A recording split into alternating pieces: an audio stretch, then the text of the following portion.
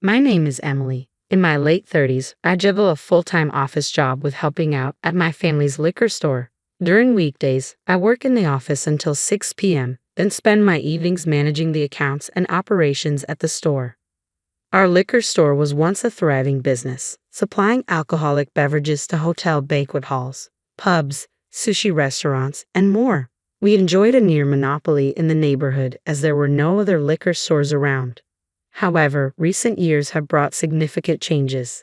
New regulations limiting the hours alcohol can be served have drastically reduced consumption. Banquets have become rare and pubs have even stopped serving alcohol in the evenings. These changes have led to serious financial difficulties for our family business. As the eldest daughter, with my sister Noah already married, the responsibility of our struggling family liquor store fell on my shoulders. My parents were terrible at managing finances, and their outdated business practices only made things worse as the store's fortunes declined. The existing debt ballooned without us realizing, bringing us to the brink of bankruptcy. Determined not to close the store, my father refused to give up, so I decided to move back home 2 years ago to help. However, the income from the liquor store alone wasn't enough to cover our debts, so I continued my day job and assisted at the store in the evenings. Every weekday evening, after my office job, I'd return home to find my father in the store, the shutters open, holding his favorite beer. "Ah, finally you're back," he'd say, greeting me with a hopeful smile. "Dad, are you drinking again?" "These bottles aren't selling. I'm just drinking them." My father, having consumed quite a bit of alcohol, reeked of it, and his speech was slurred. "Dad, that's enough. Don't drink the merchandise," he responded loudly. "Don't lecture me, the daughter who can't even get married." With that, he stumbled into the house. I cleaned the cluttered store and dived into the books for the day. Dinner didn't happen until after 9 p.m. when I finished the store's closing tasks. I'm used to it, but I still get hungry. Since my parents had already gone to bed, I headed to the kitchen to make instant ramen and started preparing breakfast for the next morning. My mom prefers bread for breakfast and my dad likes rice, so every day I prepare both a Western and Japanese meal. This is how my day ends. On the weekends, when I finally have a day off, I set my alarm for 10 a.m., hoping to sleep in. However, my mother wakes me up at 8 a.m. "Hey, heat up your father's miso soup quickly." "Why?" "You can do that, Mom." I refuse. "Why should I have to do the housework when you're here?" "Now get up." My mother seems to mistake me for a housemaid. True, I've always been meticulous and enjoyed cooking and cleaning, so I naturally took on the housework. But ever since high school, my mother, who came to rely heavily on me, dumped everything from taking care of my sister to housework on me. Fed up with this situation, I got a job and started the work I do now as soon as I graduated. In my teens, work was incredibly tough, and there were many times I wanted to give up. But each time, my seniors at work supported me, helping me to keep going. Unable to enjoy a leisurely morning, I would wake up, finish the housework, and go straight to work at the liquor store. I began shouldering the family debt when the business started to struggle, a total of $3 million a year. Frankly, it's not an easy sum to manage. I lived frugally to repay the debt, using only $1 cosmetics from the dollar store and packing homemade lunches. I endured the cold as long as I could to save on heating bills. In a bid to pull us out of this situation, I took it upon myself to help rebuild our family business. I believed that just supplying alcohol to local businesses wasn't going to cut it. I suggested to my dad that we leverage the internet, but he was resistant, saying, "Our old way is the best way." "I'm not the problem, the world is." While I was deep in thought about the business, my mom would nudge me with household chores. "Is lunch ready yet? Did you hang the laundry?" Juggling these tasks left me with little time to devise and execute a plan to revitalize the business, always keeping me a step behind. After considerable effort, I successfully launched online sales using the internet, focusing on rare alcoholic beverages available at our store. With restrictions limiting people's movement, this treasure hunt-like approach to online sales became popular, and our business began to thrive. Simultaneously, our store's online presence attracted more foot traffic. My already limited free time dwindled further, leaving me with hardly any time to myself. I kept pushing forward, driven by the goal of alleviating my parents' debt. Finally, things were turning around, and my parents were becoming more financially stable. Around that time, I received the news. Noah's expecting a baby. "Congratulations. That's wonderful," a grandchild. I beamed with joy, but my mother's expression turned cold. That's why you need to leave this house. What? I couldn't comprehend what she was saying. Confused, I looked at my mom, and my dad, who had been eavesdropping with a drink in hand, chimed in. Noah and his wife will be moving in here. Pack your things and go. But I came back to take care of both of you. My pleas fell on deaf ears. My sister had always been carefree, rarely lifting a finger around the house. Despite her initial ambition to become a preschool teacher, she dropped out of college after just a few months, claiming boredom. Even after marrying, she continued to rely on our parents' financial support. Her husband's sporadic employment meant they lived off our parents' money and occasional part-time earnings, yet they seemed to enjoy a comfortable lifestyle, taking trips here and there. I had my suspicions but chose to ignore them. Suddenly being told to leave the house left me scrambling to find a new place. Busy as I was, I pleaded with my parents for at least 2 months' grace period. I put the liquor store work on hold and began the search for a new home. One day, my dad called my workplace. Emily, what the hell are you doing? The store is too busy. Come home right now. No, I'm at work. Ask Noah, I replied, exasperated by his attempt to dump more responsibilities on me after telling me to leave home. Frustrated, I hung up the phone. A few minutes later, my boss approached me. Emily, your father's on the phone again. Again, I apologized for the inconvenience, I said, picking up the phone. My father started repeating his earlier demands, his voice growing louder with each word. Emily, you can leave early today if you need to, my boss offered, sensing the situation's urgency. Despite having work to finish, I didn't want my father's incessant calls to disturb the office any longer, so I decided to leave early that day. Arriving at our family liquor store, I found my father drinking, even though we were still open for business. Drinking again instead of working, I exclaimed, my frustration evident. He shrugged off my accusation. Understanding the tastes of our products requires sampling, he insisted. You focus on your tasks. Realizing I wouldn't get through to him in his current state, I quietly began attending to the family business duties. From that point on, I juggled my job, household tasks, house hunting, and the responsibilities of running the liquor store, living an unimaginably hectic life. Then, one day, the stress became too much. I collapsed at work and woke up in a hospital bed. Jason, my colleague who had come with me, explained that I had fainted, hitting my head on the corner of my desk. As I gently touched the bandages wrapped around my head, I felt relieved. That was frightening. How are you feeling now? Better, I replied quietly. Tears welled up in my eyes at his kindness. Kindness had been a rare sight in my life over the past few years. At home, despite my efforts at the liquor store and with household chores, appreciation was scarce. Being constantly manipulated by my alcoholic father and self-centered mother had pushed me to my limits. Seeing me in this vulnerable state, Jason said, "You've worked incredibly hard. Soon, you won't have to worry about the house anymore. Let's take it easy from now on." Grateful for Jason's empathy, I nodded. Moving out was on the horizon. The thought of it gave me renewed strength to endure it a little longer. Finally, I found a house and began preparing to move out. Despite this, my parents incessantly nagged me to clean every nook and cranny of the house for my younger sister and her husband, who were moving in. Fed up with being the obedient daughter, I finally stood my ground. Why don't you handle it yourselves? It's not my responsibility anymore. My retort seemed to catch my parents off guard. My father responded sharply, "What's with the attitude? We'll be glad to be rid of someone like you." I had reached my limit with my unappreciative parents who never acknowledged my efforts. After I completed my move, my sister and her husband settled into our parents' house, and I finally felt liberated from their grip. During the weekdays, I focused on work, typically home before 8 p.m. Weekends became a cherished time for sleeping in, leisurely walks, shopping, and reclaiming precious moments for myself. Each day was a newfound joy. Then, 1 month later, a phone call left me bursting into laughter. What's going on with this month's debt payment? It was my mother suddenly calling in anger. Wait, a debt? Wasn't that created by you guys? Despite all the effort I put into rebuilding the liquor store business and handling all the house chores, who was it that kicked me out for their convenience? I didn't give my mom a chance to respond. And in the background, Noah chimed in. Please help us out. I had no idea about the debt.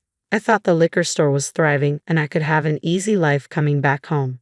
His pleas continued, but life wasn't going to be that simple. All I could do was laugh at the self-centeredness of my family, now including my sister and her husband. 4 adults should be able to manage their finances, right? When I mentioned this, I could hear my mom and Noah arguing loudly on the other end of the phone. They hurled insults, blaming each other for their inaction, completely forgetting I was still on the line. The argument escalated for several minutes. As I listened, disappointment in my family deepened, strengthening my resolve to distance myself from them. My dad, constantly drinking and avoiding work. My mom, unwilling to handle household chores. Noah, preferring not to work and relying on her parents. And Noah's husband, equally uninterested in employment. With such an attitude among 4 adults, the income from the liquor store couldn't possibly cover the nearly $1,000 in monthly debt payments and living expenses. Fed up, I declared, I don't want to be involved anymore. By the way, I'm getting married soon and plan to move overseas in a few months. Don't rely on me anymore. Upon hearing this, my mom reacted hastily. Overseas? You must have a lot of money. Don't go overseas. Come back home. I reached my breaking point and hung up on her. They kept calling, but I refused to answer any more calls from my family. The next day, I changed my cell phone number and asked my workplace to block any calls intended for me. Being in America allowed me to create distance from my family, and with the support of those around me, I began to rebuild my life. Several months later, just before leaving America, I received word from a relative that the online liquor store business I had built was in trouble. Mismanagement had led to delayed shipments, incorrect orders, and a flood of customer complaints. Negative word of mouth spread quickly, tarnishing the store's reputation and impacting sales. Concurrently, my father's daily drinking habits became a local talking point, casting a shadow over the store's image and reducing customer traffic. Sales plummeted, and the store, which had been on the path to financial stability, was forced to shut down. The 4 individuals, now lacking credibility, struggled to find employment locally. Unable to repay their debts, they lost the store and the house they had used as collateral, leaving them without means of income or a place to stay. After losing their home, the family of 4 desperately tried to reach out to me. Fortunately, my extended family, who had become my allies, protected my whereabouts, allowing me to avoid contact with them. Despite Noah's wife being pregnant and nearing her due date, all 4 adults remained unemployed. Their daily quarrels, discussions on survival strategies, and reluctance to seek employment eventually devolved into petty arguments and blame games. Meanwhile, I married Jason, my coworker who had stood by me during my hospitalization. Our bond grew stronger through that experience. Around the same time, we were both offered positions at our company's overseas branch. These circumstances led to our relationship and our decision to marry.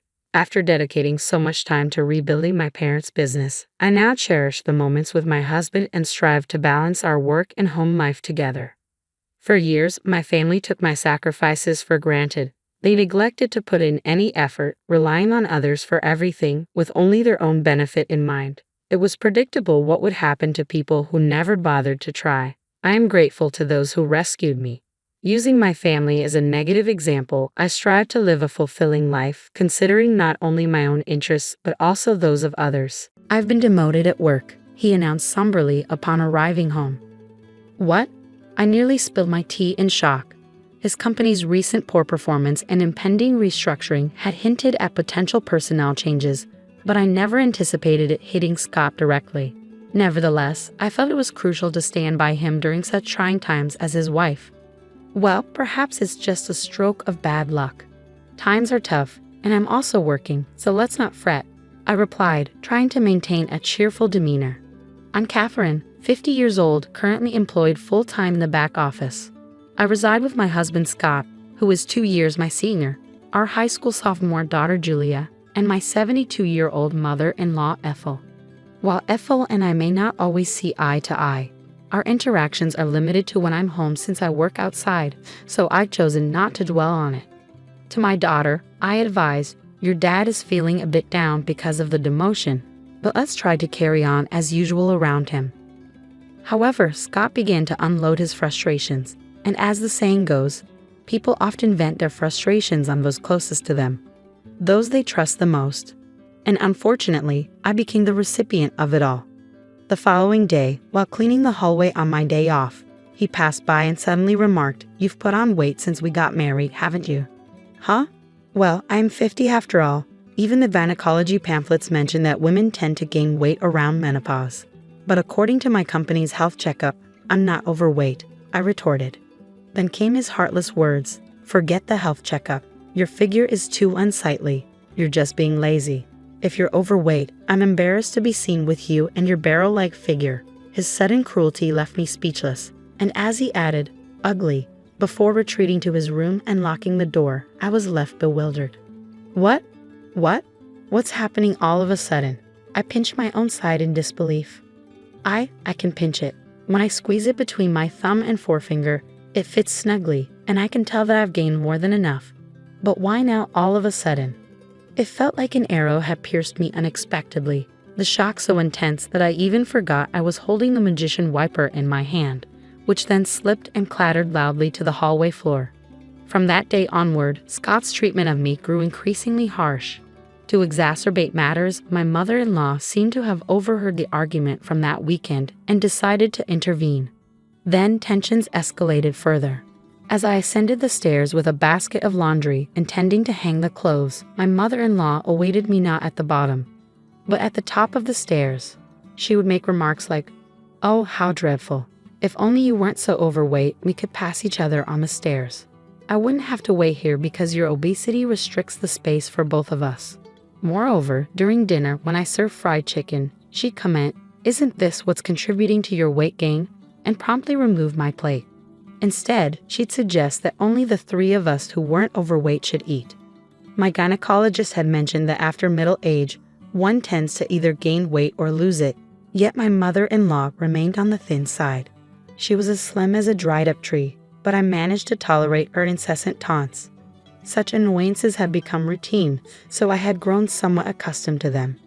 What truly wounded me, however, was my husband's behavior. Since that incident, Scott ceased speaking to me. There were no expressions of gratitude or compliments, not even when I served him breakfast. He simply ate in silence and then left the table. He would enter and exit the bathroom without uttering a word. Though we still shared the bedroom, he would merely turn his back to me and immerse himself in his smartphone. I couldn't bear being treated as though I were invisible. One night, summoning my courage in the bedroom, I asked, "Is there a reason you're ignoring me?" His response was cold. "Not really, but I prefer not to engage with anyone other than humans." He continued, "I don't want to be associated with a family member who is this overweight. If you truly care about me, you'll shed some pounds." What? His words left me disheartened. But it's inevitable with age. You understand that, don't you? Even though I walk 1.2 miles for my commute, I'm doing my best in my own way. Despite my efforts to combat the weight gain that often comes with aging, he coldly turned his back, dismissing my struggles. "If you're not seeing results, then it's as if you're not trying at all. Don't speak to me anymore." And with that, he truly stopped acknowledging my presence. Meanwhile, my mother-in-law persisted in taunting me about my weight. Whenever meat, fruits, or rice were served, she'd question, "Are you permitted to eat that? Do you realize?" Eventually, I found myself restricted to salads and boiled vegetables. Scott remained silent throughout, merely moving his chopsticks without a word. It seemed my marriage was nearing its end. During my spare moments, I began packing my belongings. If this was the treatment I would receive from Scott, perhaps it was best to disappear altogether. When I confided in my daughter, saying I'm considering moving back to my parents' house, she sympathized. "I understand. I witnessed Grandma and Dad always picking on you during meals. It's painful to watch. I'll come with you, Mom. We can stay with your parents and I can still attend high school from there." And now, tomorrow marks the beginning of the demotion I've been anticipating, right after the winter break. Scott approached with a smile, suggesting, "Let's all have a drink, just this once." Tomorrow, life without subordinates begins for him. I pondered whether he found this situation unbearable. However, by now, I had lost the will to play along. Even his forced smile grated on my nerves. Scott piped up, "Let's enjoy a nightcap with dinner. I'll whip up some wine spritzers." It might have been the first time he had directly addressed me since the demotion announcement. He continued, "Julia can have juice, and I'll fix you a wine spritzer too, Catherine." He then placed the prepared drinks at 3 spots on the table. Odd, why the sudden change? As Scott momentarily turned his back to search for the TV remote, I discreetly sniffed the drink he had poured. What? I detected a faint scent, unmistakably familiar. I knew it from my own culinary endeavors. How could he even think to serve me this? I refused to tolerate it any longer. Between my mother-in-law's constant harassment and my husband's neglect, I had reached my limit. The sight of the wine spritzer pushed me over the edge. Scott, could you please grab the camembert cheese from the fridge? It's from the local dairy farm, and it's absolutely delicious. I'm grateful for this family time. Would you mind fetching it? I requested, hoping he would contribute at least this much to our moment of togetherness. As Scott made his way to the fridge, I took the opportunity to swap my drink with the one on the seat to my right. It was F.O.'s seat. Upon his return with the cheese, I announced, "Now that we have our snacks ready, I'll go fetch Julia and mother-in-law," loud enough for them to hear. Dinner's served. The two of them joined us in the dining room and took their seats, creating an appearance of a typical family dinner. Except, I didn't have any meatloaf or cornbread salad. Instead, we had stewed chicken soup, camembert cheese, and wine spritzers. Julia opted for juice. Let's dig in, Julia broke the silence, while Scott and my mother-in-law remained silent. I took a sip of the wine spritzer Scott had prepared, noticing him watching me closely. With a smile, I remarked, "Yeah, it's quite good." "Huh?" Scott muttered something under his breath, but I chose to ignore him. Instead, I focused on my salad before taking another sip of the wine spritzer. Suddenly, a stream of red liquid shot out from my mother-in-law's mouth, resembling Godzilla's fiery breath. "Wait, Grandma, what happened?" my daughter exclaimed, rising from her seat in surprise. Some of the liquid splattered onto her salad. "Did you choke? Are you okay?" Julia quickly fetched a towel and returned, offering it to my mother-in-law, who wiped her mouth. However, her reaction was one of disbelief. What is this?" "Grandma, your mouth, it looks like spicy cod roe," my daughter observed, growing increasingly concerned. "Hey you!" He put it in my drink. My mother-in-law shrieked, attempting to grab me, but I coldly brushed her hand away. "It wasn't me. Scott made it," I stated firmly. This dismissal, coupled with the revelation of Scott's involvement, seemed to stun her. "What?" my mother-in-law screamed, her lips still stained with sauce, before turning to glare at Scott, who was visibly trembling. Leaning towards him, I exerted some pressure by resting my hand on the table. "You thought you could sneak it into the wine spritzer, didn't you?" I could detect it slightly because I've encountered it before. "That was a dash of hell, wasn't it?" I confronted him sternly. "A drop of hell?" I picked it up at the food fair in Alabama. It might not be as renowned as death sauce, but with its subtle lime undertones, I found it more appealing for its homely flavor, I explained. That hint of lime was what I detected, indicating he had added a significant amount to the drink. My mother-in-law likely didn't notice due to the wine spritzer's aroma, or perhaps she mistook the lime scent for part of the drink's flavor. Regardless, this was an exceptionally malicious prank, incredibly vicious. "Wait, Dad did that?" Julia's expression was one of disbelief. I actually intended for Catherine to have it," Scott admitted. "You should switch it with yours. Even if my mother-in-law is foaming at the mouth, it's out of line. Just because she realized it was meant for me, she wants to pass it off to me. I'm not touching that dangerous concoction," I asserted in a hushed tone, maintaining pressure on Scott. And then I confronted him.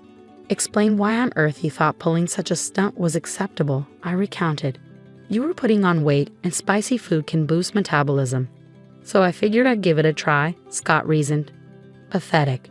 What a lame excuse, I scoffed. Did he truly believe such an explanation would suffice? It was utterly embarrassing. Under pressure, my husband hesitated, shifting his chair back slightly. "I'm not crazy. This is a legitimate reason to support your diet. Here, swap your cup with mine and have a taste." "I made it for you," he urged. Closing in, I saw him retreat. "What are you implying? As the one who prepared it, you should be the one to sample it." "Come on." Rising from my seat, I grabbed the cup containing the fiery concoction meant for my mother-in-law and tossed it in front of my husband. Setting it aside, I closed the gap once more.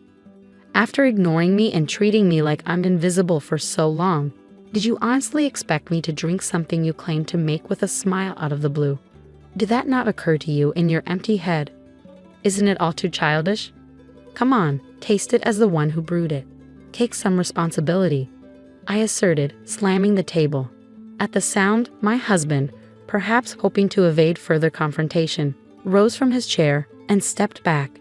Amidst the tense silence, a soft voice broke through. Both my husband and I turned to the source. It was our daughter, Julia. She began to speak, her words sounding strained as if she were forcing them out. Taking out your frustration on Mom, who supports you the most when work gets tough, and subjecting her to repeated cruel treatment. It's like a childish prank. I might not be supposed to say this to my parents, but it's too immature and unbearable to witness.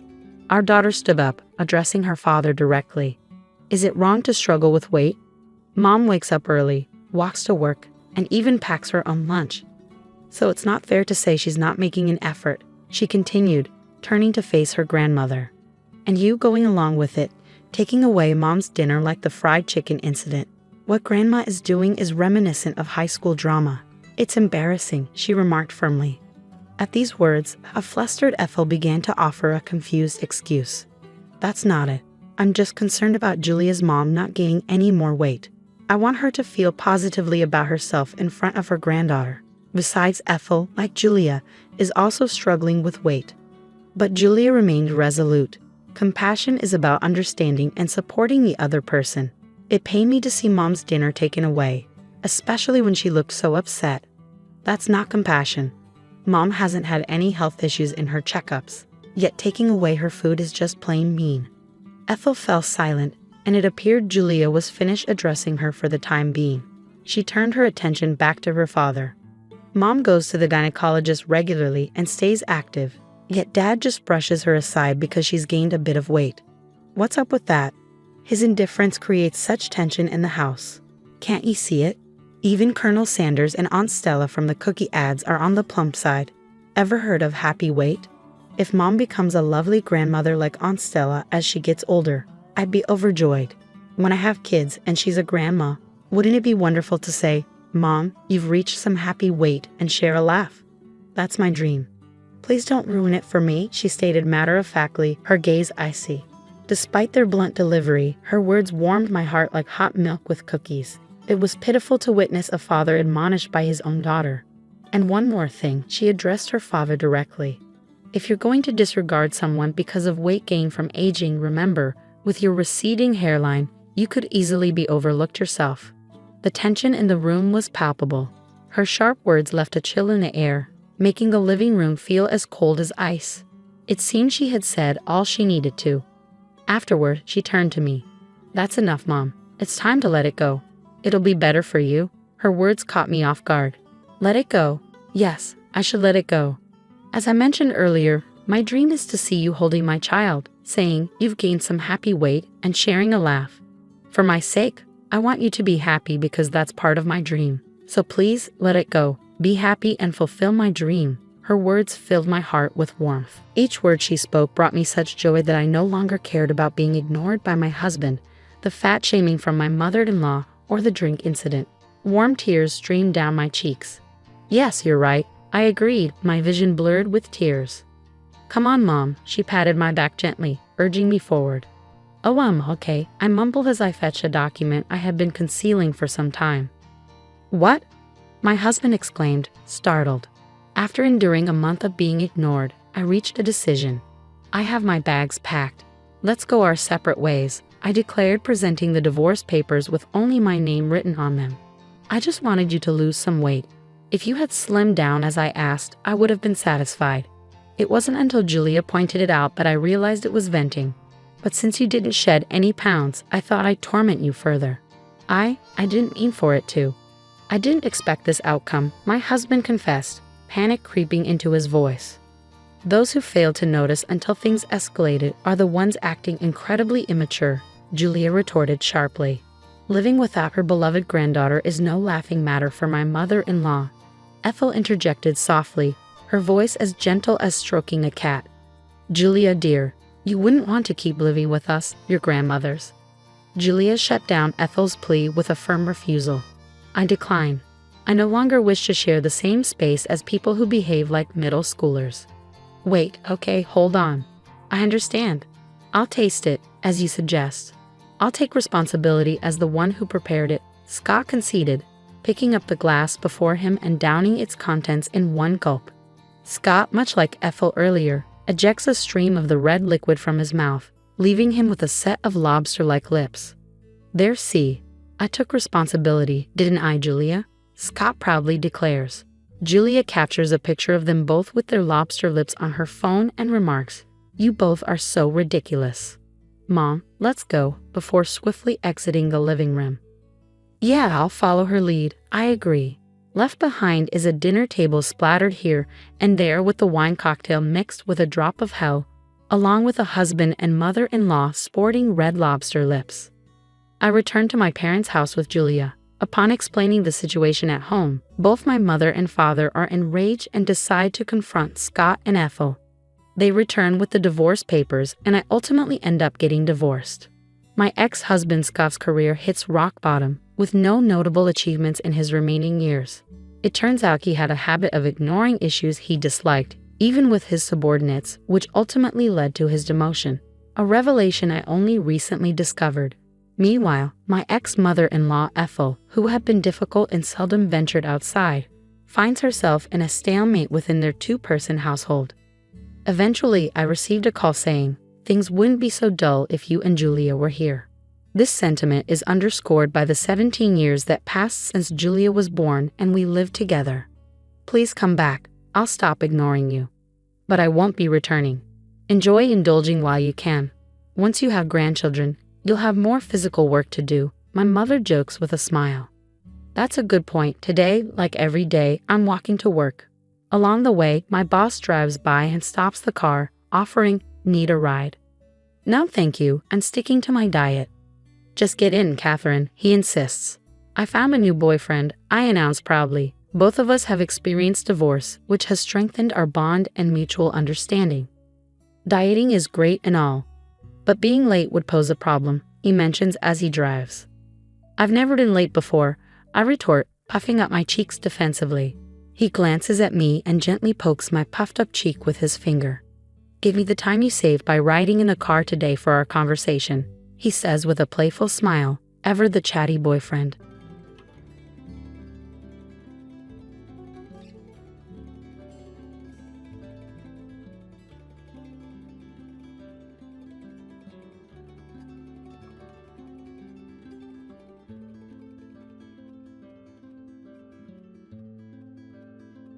My husband has a new stepmom, and she's pretty young, only 10 years older than me. Well, that's not the dilemma. I'm pregnant, and so is she. Now, in a family dinner, she announces that she doesn't believe the baby actually belongs to my significant other, aka her new son.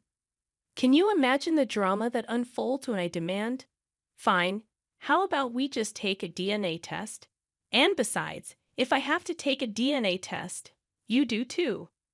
Fair warning, this is going to be long. I just really wanted to share this with someone who isn't always caught up in a mess with me. There's a lot of background, but I promise it's worth it. My husband, Jay, and I just got back from our honeymoon a couple of weeks ago. This wedding has been a long time in the making. We've been together since high school, but friends all our lives. Since we didn't do anything big for the ceremony, we decided to go all out for the honeymoon. I'm talking a month and a half in all our favorite spots across the world. The best hotels, the best food, you name it, and we had it. I'm not saying any of this to brag. I just wanted to give you as accurate of a picture as possible. Considering we were gone for such a long time, Jay's father, my father-in-law, wanted to have a welcome back dinner to catch up. He's a total sweetheart, and both Jay and I adore him. So Jay accepted without running it by me first. Usually this would not be a problem. We get along great and have ever since I've known him, which is pretty much my whole life, considering our families used to live next door to each other. We moved closer to my mom's family after my dad passed, but since I stayed in the same school, Jay's family has been a big part of my life. Jay's stepmother is a different story though. Jay's mom passed away when we were in our junior year of college, and she and father-in-law have been separated for a while by then. But it still crushed both him and Jay to lose her. I think his heartbreak is why he moved on quickly and remarried, basically by the end of that year. Father-in-law married Jay's stepmother, whom I'll be calling mother-in-law for simplicity's sake. The year Jay and I graduated from college, it was a little weird that she was only 10 years older than us. And when they had their twins 3 years ago, I was a little concerned about father-in-law being too old to have young children. But I didn't really want to judge someone who's particularly a second father to me, especially since Jay was just happy that his father seemed happy. Mother-in-law, on the other hand, had no trouble judging. From the get-go, she was super competitive whenever it came to anything to do with me. If Jay bought me a necklace, she had father-in-law buy her a more expensive one. If somebody mentioned that I made a good apple pie, she would just happen to make one the next day. She even announced her pregnancy at a dinner celebrating my promotion. I don't know if she's jealous of my relationship with father-in-law or what, which aside from being super gross implications, is just plain unwarranted. But she's been awful to me since we met. I've never brought it up with my father-in-law because I don't want to cause problems in his marriage. But whenever I've said anything to Jay, he just brushes it off and says stuff like I'm reading too much into stuff. When I brought up the pregnancy announcement, his only defense was that father-in-law was hosting the dinner, so technically she was allowed to announce whatever the heck she wanted in her own home. It's been a huge point of contention between us. When we decided to get married, I made it a point that he would have to be on my side from this point on. I get that she was his stepmother, but I was going to be his wife. He agreed, and that was that. So we get married, and I could not be happier. When Jay told me that he'd accepted father-in-law's invitation for dinner, I was a bit hesitant, to say the least. We had just gotten back from the happiest weeks of our lives, and I did not want mother-in-law to ruin that. Jay convinced me by saying that it would be the perfect time to announce my pregnancy. We found out that I was pregnant about 6 weeks before we got married, and we decided not to tell anyone just yet, aside from my mom, who was with me when I did the test. And since we were planning on getting married eventually anyway, we decided to elope.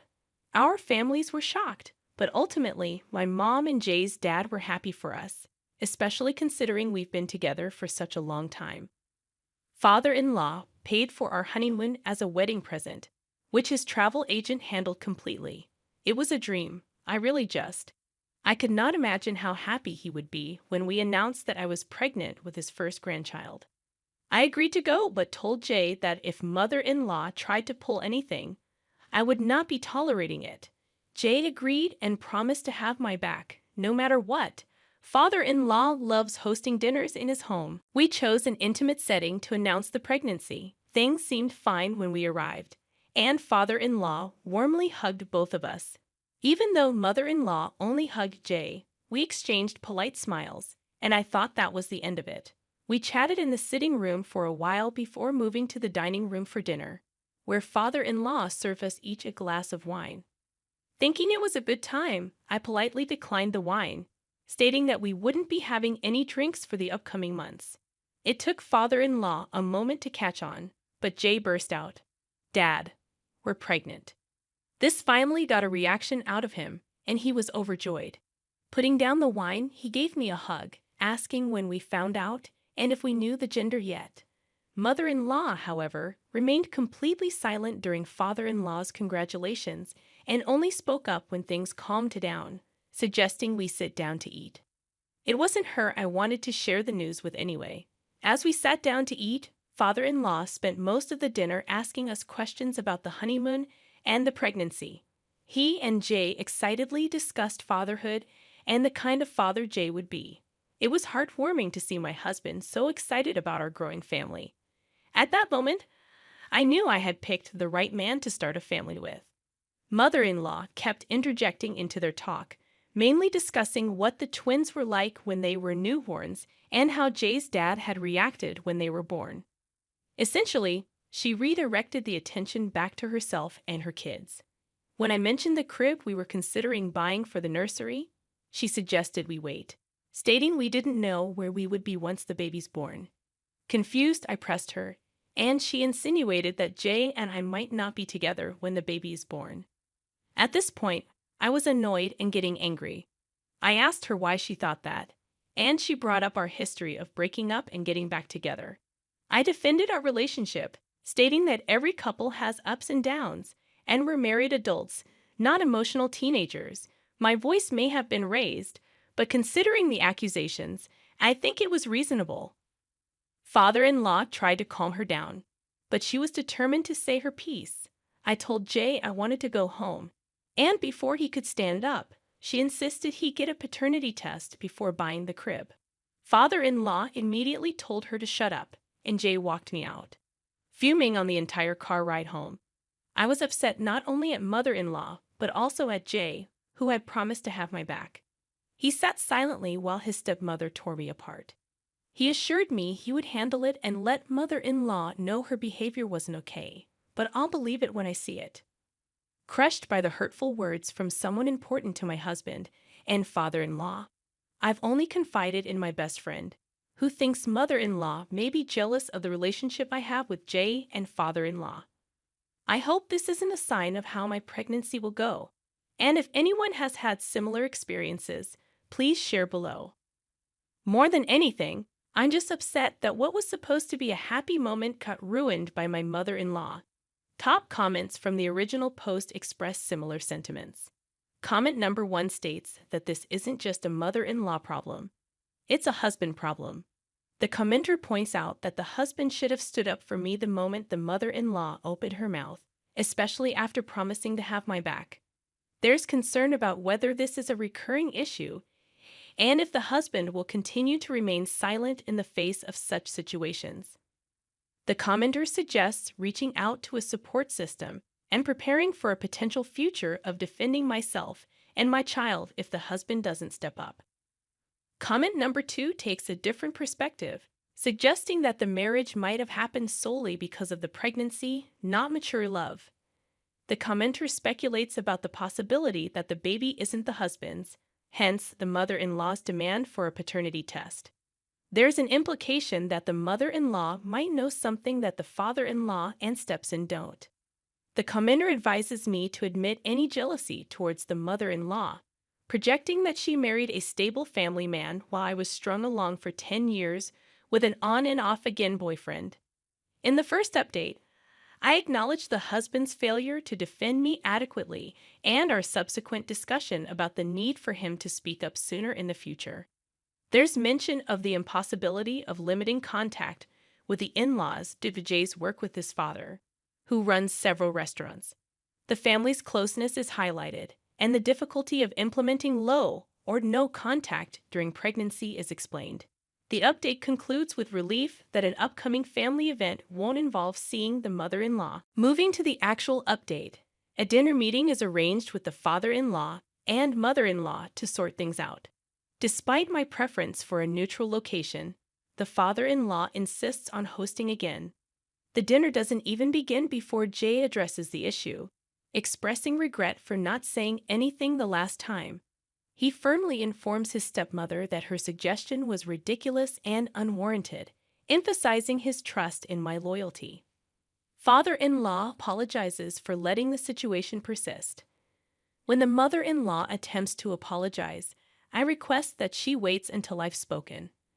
I acknowledge my raised voice, but explain that it was warranted given the implications of her statement. I agree to a paternity test, but only if she undergoes one as well, pointing out the inconsistency in her questioning the parentage of my unborn child, while never questioning her own children's paternity. When I tell you that I've never witnessed a grown woman losing her composure as loudly as she did, you'd be genuinely shocked by the volume she reached. She immediately tried to throw herself at me across the coffee table, her words becoming completely unintelligible by that point. I won't repeat the things she said to me, but Jay and I removed ourselves from the situation right away. It's been a day since we went over, and Jay has been on the phone with his father almost continuously since the twins have been with Jay's aunt since yesterday afternoon. I think they'll remain there until father-in-law can get my mother-in-law to calm down. This is definitely not over yet, but I hope everything calms down soon for the sake of the children. Update number 2. Before I go on with the update, I want to thank everyone who read and responded to my initial post and update. They were long, venting out years of built-up stress into these extensive texts. I'm grateful that people took the time to reply with their experiences. Despite the unfortunate commonality of similar stories, it's hopeful to hear about situations that have improved. I've received mixed responses about agreeing to the paternity test only if she did it too, which I expected. Honestly, it's the only solution that seemed moderately fair to me. Anyways, on to the meat of the update. I did end up going through with the test. As insulting as it was, I knew that if I didn't, there would always be that lingering shred of doubt. And that's not the family I want to bring my child into. I chose a doctor who runs his own practice, a friend of mine. He collected the samples, and the results would be available in a few days. Shockingly, the child is my husband's. Jay wasn't surprised when I told him, but I could sense some tension released from his conscience. Considering the emotional turmoil my mother-in-law put me through, I didn't stop there. I didn't do anything drastic. Nobody was harmed. My condition for going through with the test was that mother-in-law gets her own children checked, and I intended to go through with that regardless of her participation. The twins were with Jay's aunt, and I managed to get Jay's cousin to get a cheek swab of each of them, just to bring to my doctor friend. We ran the twins against Jay, which served the same purpose. The emotion I felt when it came back that the twins were not related to Jay was mixed. On one hand, I was vindicated that mother-in-law had been projecting, but on the other hand, the lives of these innocent children were about to be uprooted because their mother had to butt into other people's business. Currently, the only person aware of these results is Jay. We're taking some time to decide on the next step, as we don't want to harm the twins, regardless of whether they're related to Jay. If anything comes of it, I'll post an update, but for now, we just want to do what's best for our family. Update number 3. I'm gutted, absolutely gutted, and have no idea what to do. I feel completely blindsided and betrayed by the man who promised me forever and is now siding with a woman who verbally abused me in his home. Father-in-law and mother-in-law called us over yesterday afternoon. I had hoped that mother-in-law had finally come to her senses and was ready to apologize for everything she said to me. Unfortunately, I could not have been further from the truth. Upon arriving at the house, I already knew that something was off. Father-in-law usually greets us at the door with a warm hug and smile, but this time, he just held the door open silently and then went to sit beside mother-in-law in the dining room. No tea and snacks in the sitting room, no quick catch-up, nothing. We followed and sat down across from them. Father-in-law passed us a stack of papers and asked us if we knew that they were the results of the paternity test that my friend had performed for my child and the twins. I was completely caught off guard, as there was no way that father-in-law and mother-in-law should have access to those documents, as neither Jay nor I had contacted them about it. Jay was just as confused as I was, but father-in-law did not give us time to process anything before passing us another set of papers, both regarding the twins' parentage. It stated that Jay was the half-brother of both twins, which clearly contradicted the results on the first set of papers. Father-in-law explained that they had conducted a DNA test at a local clinic, saying that he had recently run a DNA test for the twins at the request of a relative. He felt obligated as a doctor to inform the parents of the situation. My friend had contacted father-in-law to tell him about the paternity test that I had him perform on the twins. But he didn't stop there. Father-in-law revealed that my friend sent over the results along with edited documents that stated the twins had no relation to Jay. My friend told him that I requested the documents to be edited. Jay asked me if this was true, but I was so caught off guard by the betrayal of my friend that I just froze. Unfortunately, father-in-law took this as an invitation to keep speaking. This is a man I've looked up to for most of my life, whom I held as a father figure after the death of my own father. And he had no remorse in telling my husband, his own son, that my friend had edited the results of my own paternity test. He had absolutely no empathy for the fact that I just wanted to give my child the best possible father it could have. I wanted Jay to be the father. I just don't see what father-in-law gains from tearing down everything that I was trying to build for my family. The whole time, mother-in-law just sat there with this stupid, smug look on her face, not saying a word. It was her fault any of this was happening in the first place, and she just sat there and smiled at me as though I was at fault for wanting to ensure that my children had a stable life with a reliable father. Jay was absolutely livid. I've never seen the man I love so angry, let alone directed at me. At first, I hoped that I could reason with him, but when it became crystal clear that he was unwilling to listen to me, I called my mother to come pick me up. I've been with her for the last few days, and Jay has not tried to contact me. Father-in-law and mother-in-law have not picked up any of my calls or responded to any of my text messages. My friend, the doctor who caused this whole mess, has completely ghosted me on everything. I plan to go down to his practice to confront him soon, but I just want to fix things with Jay first. I simply don't know what to do. I don't know how my life went from the perfect honeymoon and designing my dream nursery to this. Update number 4. For those of you tearing me apart in the comments section, you'll be happy to hear that Jay and I are separated. He told me that he's looking into an annulment. Father-in-law had the audacity to contact my mother about everything that happened, and even she's not happy with me right now. I'm completely isolated and alone, and the only person still on my side is my best friend, who has supported me through this whole mess without judgment.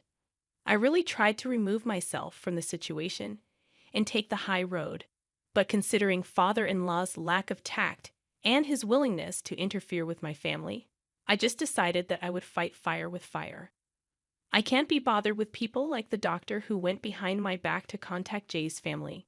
There are no records of our interactions, and pursuing that angle would be an all-around pointless matter for me. However, I mentioned in a previous update that father-in-law runs a few restaurants in my city. The way that he was able to grow his business so quickly was by employing cheap immigrant workers.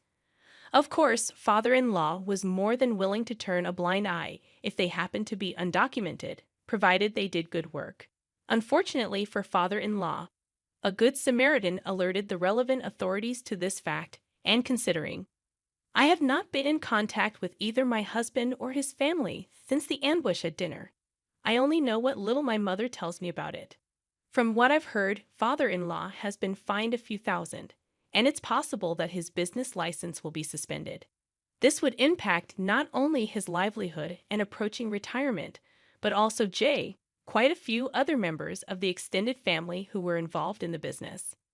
While it pains me to see a family that I held so dear for so long go through such a difficult time, I can't help but feel that this is karma. Father-in-law could not keep his wife out of my family's business, and now his family business is under fire. I wish I knew how Jay felt about all this.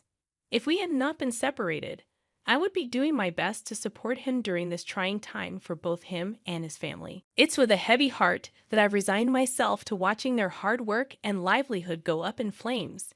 None of this would be happening if mother-in-law had simply chosen to be happy for us and welcome our child into the family with open arms, just as we had welcomed her and her twins. I sincerely hope that they're able to heal from this, but for now, I'll just have to prioritize myself and my child. I don't have time to care about their family drama anymore. Update number 5.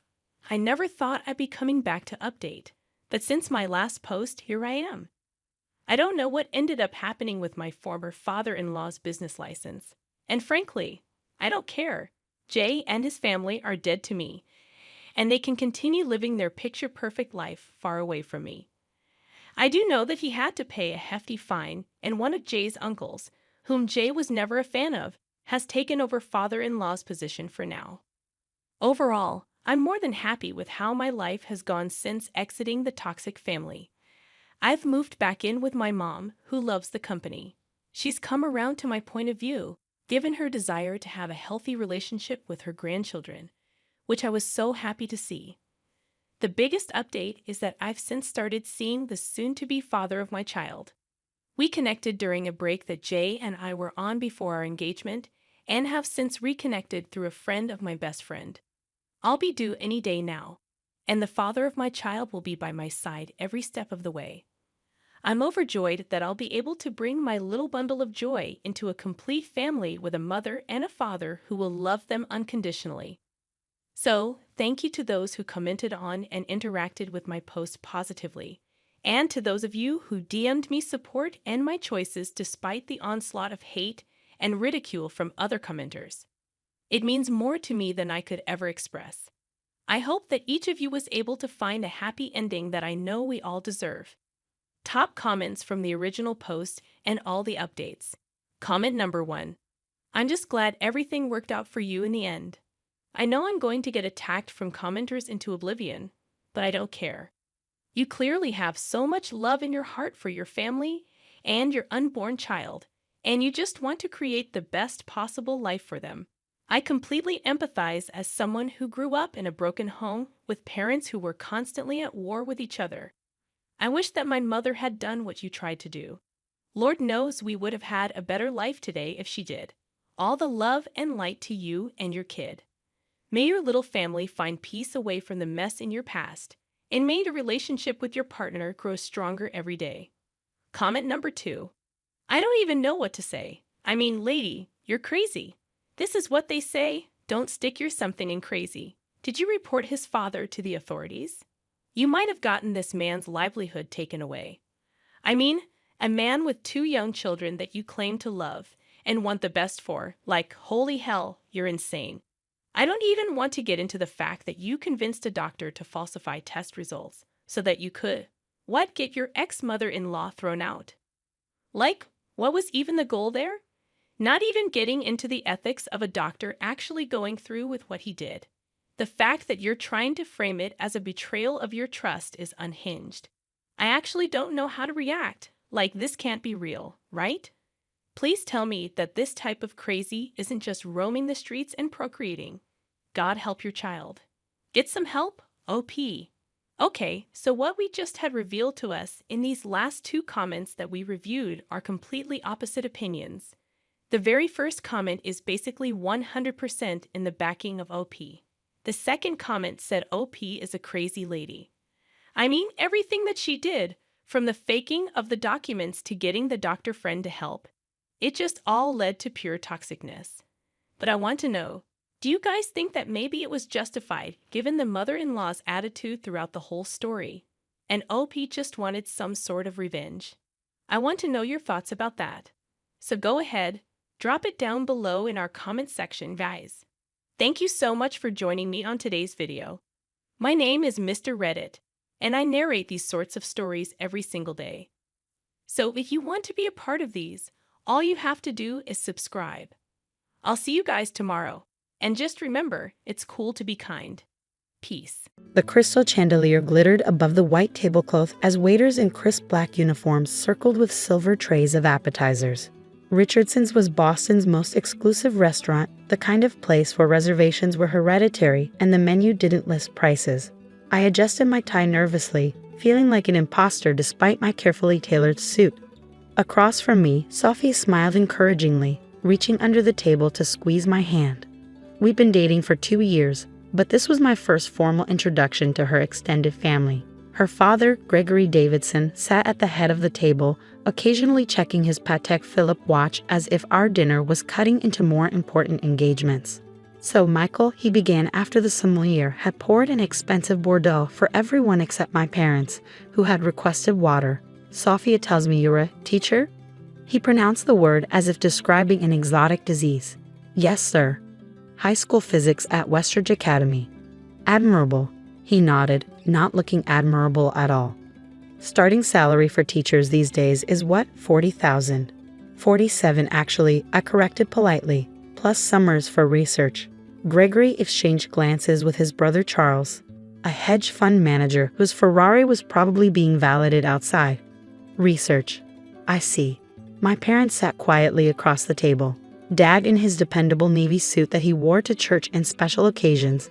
Mom in a simple dress she'd bought on sale at Macy's. They looked uncomfortable but dignified, determined to make a good impression despite the obvious wealth disparity. And your family business is? Gregory turned to my father, eyebrows raised.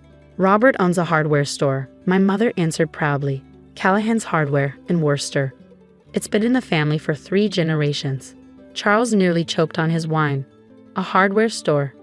Quaint. Very entrepreneurial, added Gregory's wife Victoria, her diamond earrings catching the light as she tilted her head condescendingly. I felt heat rising in my face, but Sophia jumped in. Michael's father gives incredible advice. He helped us fix up our apartment last summer. I'm sure he did. Gregory nodded, signaling for more wine. Though I imagine you'll be moving somewhere more suitable once you're married. Perhaps that high-rise development near the financial district? I know the developer. We're happy where we are, Sophia replied firmly. We'd had this conversation before. Her parents couldn't understand why their Stanford-educated daughter chose to live in a modest apartment on a teacher's salary when she could easily join her father's investment firm. So, Mr. Callahan, Charles leaned forward, swirling his wine. Do you find that people still shop at local hardware stores? With the big box retailers everywhere these days. My father smiled mildly. We do all right. Our customers appreciate personal service and expertise. I'll bet they do, Gregory chuckled. Though I can't imagine the margins are anything to write home about. Victoria touched her pearl necklace delicately. Do you handle the accounting yourself, or? My wife manages the books, Dad replied, nodding toward Mom. Sarah has always had a head for numbers. How resourceful, Victoria smiled thinly, keeping it all in the family. As the appetizers arrived, Sophia's cousin Bradley, fresh from his MBA at Wharton, decided to join in. A teacher's salary in Boston. How do you even survive? The table erupted in laughter, and I felt Sophia's hand tighten around mine under the tablecloth. My parents exchanged a glance but said nothing. We managed just fine, I said evenly. Oh, I'm sure you manage, Gregory chuckled, making air quotes. But marriage is expensive, and children even more so. Sophia was raised with certain standards. Dad, Sophia warned, but Gregory waved her off. It's a legitimate concern, princess. Michael seems like a wonderful young man, but practical matters matter. The Davidsons have certain financial expectations. My phone buzzed in my pocket. I would have ignored it, but the screen showed my father's office number, strange for a Friday evening. I'm sorry, I should take this. It might be important. I excused myself and stepped away from the table. Michael? It's Dad. Everything okay? Yes, but I need to speak with you and Mr. Davidson. Something's come up with his loan application. I frowned, confused. His what? His loan application. To the foundation. Could you put me on speaker when you get back to the table? Sure, Dad. When I returned, the conversation had moved on to Bradley's new position at Goldman Sachs. I cleared my throat. I'm sorry to interrupt, but my father needs to speak with Mr. Davidson. About a loan application. Gregory's fork clattered against his plate. What loan application? He asked me to put him on speaker, I said, still confused. I set my phone in the center of the table and pressed the speaker button. Mr. Davidson, Robert Callahan here. I apologize for interrupting your dinner. Gregory straightened his tie, composing himself. Callahan, what's this about a loan application? There must be some mistake. No mistake, sir. I'm calling about Davidson Development's application to the Callahan Foundation for the Downtown Revitalization Project. $50 million, if I recall correctly. The table went silent. Charles froze with his wine glass halfway to his lips. What? Gregory stammered, color draining from his face. The board just approved it unanimously. I wanted to let you know right away since you marked it urgent. Shall I have the funds transferred Monday morning, or would you prefer immediate processing? There'd be a small expediting fee, of course. Gregory stared at the phone, then at my father across the table, his expression a mixture of shock and dawning comprehension. You're Robert Callahan, of the Callahan Foundation. My father nodded simply. Yes, though I prefer Bob in social settings. Victoria's hand flew to her pearls. The Callahan Foundation that funded the new wing at Mass General? That owns half the waterfront. 30% of the waterfront, my mother corrected gently. We've diversified in recent years. I sat frozen, as confused as everyone else at the table. The Callahan Foundation. My parents had never mentioned any foundation. Mr. Davidson. My father's voice continued from the speaker. About that transfer. Gregory swallowed hard. Monday is fine, Mr. Callahan. Thank you. Excellent. We can discuss details at the board reception next week. Sarah and I look forward to seeing you there. Enjoy your dinner." The call ended, leaving an awkward silence broken only by the ambient restaurant noise around us. Charles was the first to recover, forcing a laugh that sounded more like a cough. "Well, Robert, you've been holding out on us." My father took a sip of water. "Not at all. You simply never asked about the foundation. We like to keep the hardware store as our public face. Keeps us grounded." "The hardware store is a cover?" Bradley asked incredulously. "Not a cover," my mother clarified. "It's where Robert's grandfather started. We maintain it out of respect for our roots and because we believe in honest work. The foundation grew from those principles." I stared at my parents, strangers suddenly in familiar faces. "Why did you ever tell me?" Mom reached across to touch my hand. "We wanted you to find your own way without the burden of the family name. You chose teaching because you love it, not because you were rebelling against or conforming to family expectations." Gregory had gone from pale to flushed. "The Callahan Foundation assets are, what exactly?" "Last quarter, just under 12 billion, my mother replied matter-of-factly. "We've had a good year." Victoria nearly dropped her fork. "Billion? With a B?"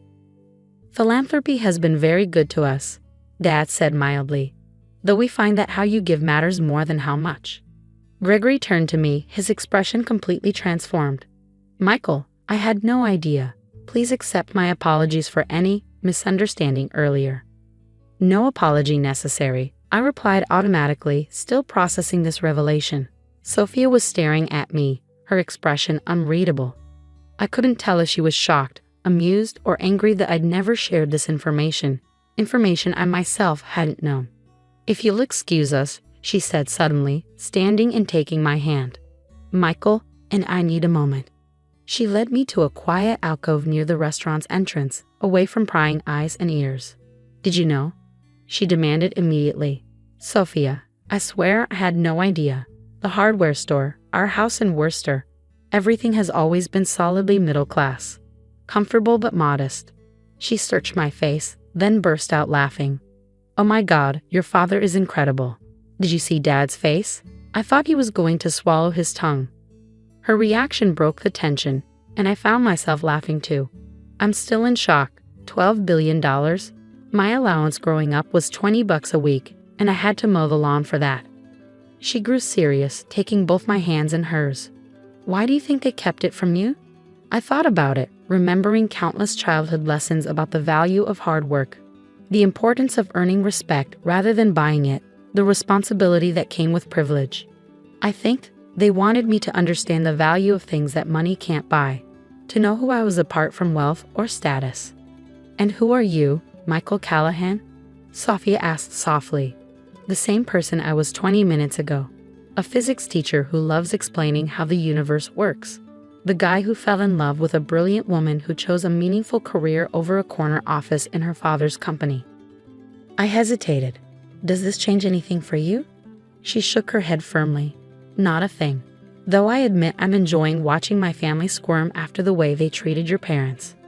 When we returned to the table, the dynamic had shifted dramatically. Gregory was engaged in animated conversation with my father about community development initiatives. Victoria was showing my mother pictures of her charity committee's recent gala, while Charles and Bradley listened attentively to every word my parents spoke. As we took our seats, Gregory raised his glass.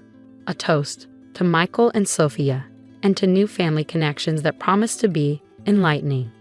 The evening continued with newfound warmth, though I noticed my parents remained exactly as they had been, polite, unpretentious, and quietly dignified.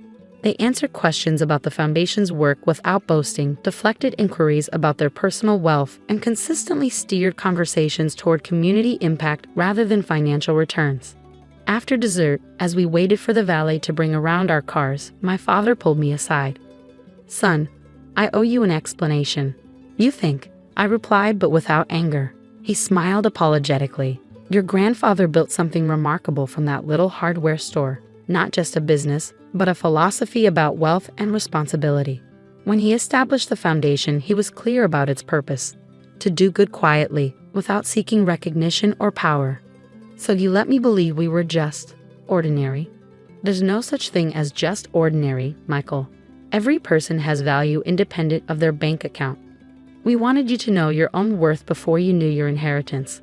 And when were you planning to tell me? After the wedding, actually. We have a whole presentation prepared, he chuckled. Though I admit, I accelerated the timeline a bit tonight.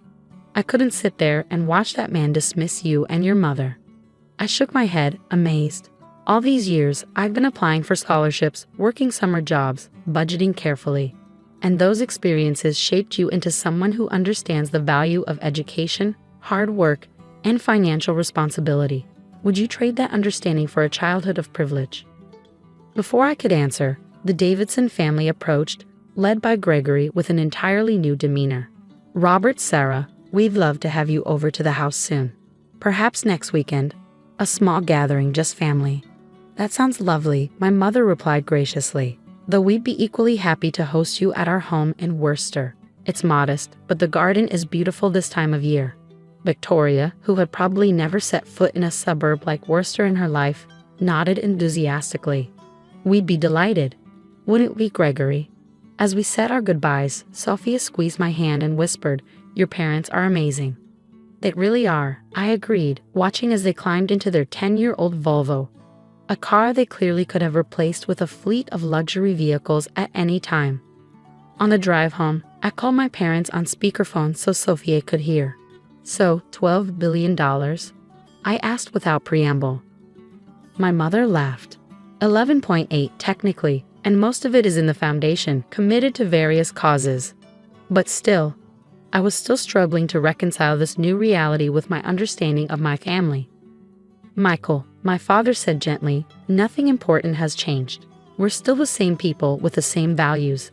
The only difference is that now you understand the responsibility that will eventually be yours. The hardware store is a profitable small business that employs 15 people and serves a community that would otherwise have to drive 20 minutes to a big box store. It matters, son." Sophia leaned toward the phone. "Mr. and Mrs. Callahan, I just want to say, thank you for raising someone who chose to teach because he loves it, not because he had to." "We're the ones who should be thanking you, Sophia," my mother replied warmly, "for loving our son when all you knew was that he was a teacher from a family that owned a hardware store." After we hung up, Sophia and I drove in contemplative silence for a while. "Does it bother you?" I finally asked. "That I never knew. That I can't even claim I was rejecting wealth on principle. I just had no idea it existed?" She considered this.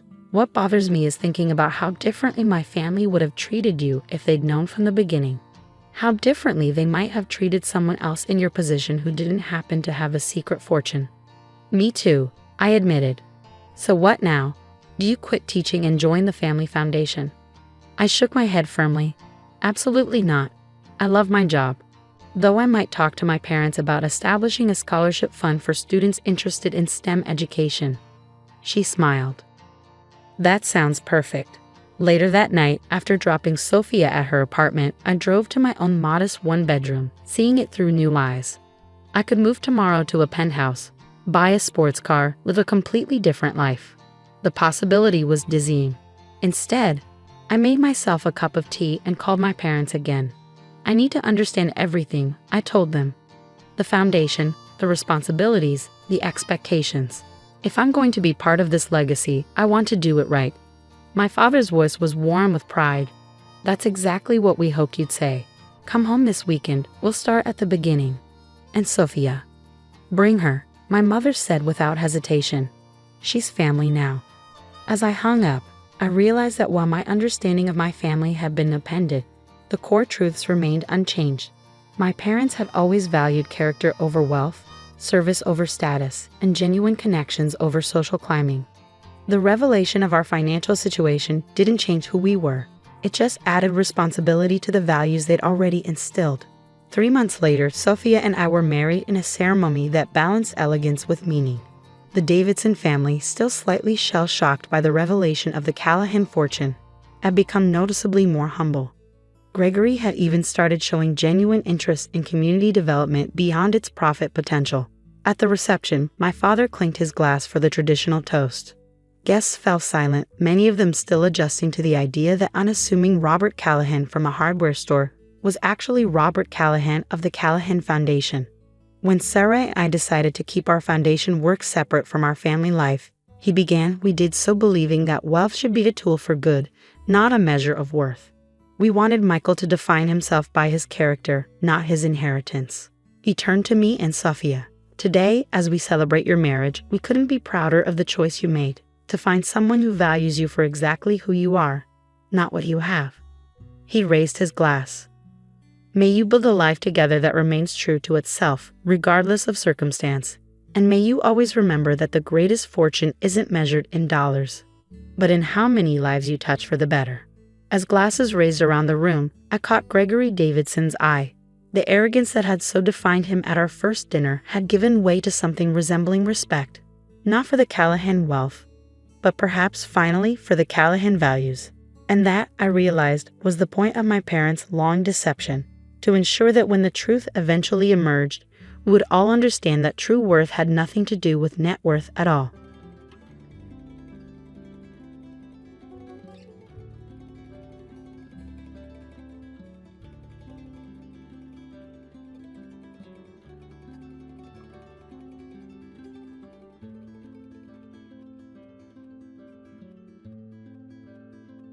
You mean nothing to me anymore.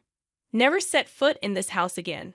My father's harsh words echoed in my ears, supported by John, my soon-to-be husband.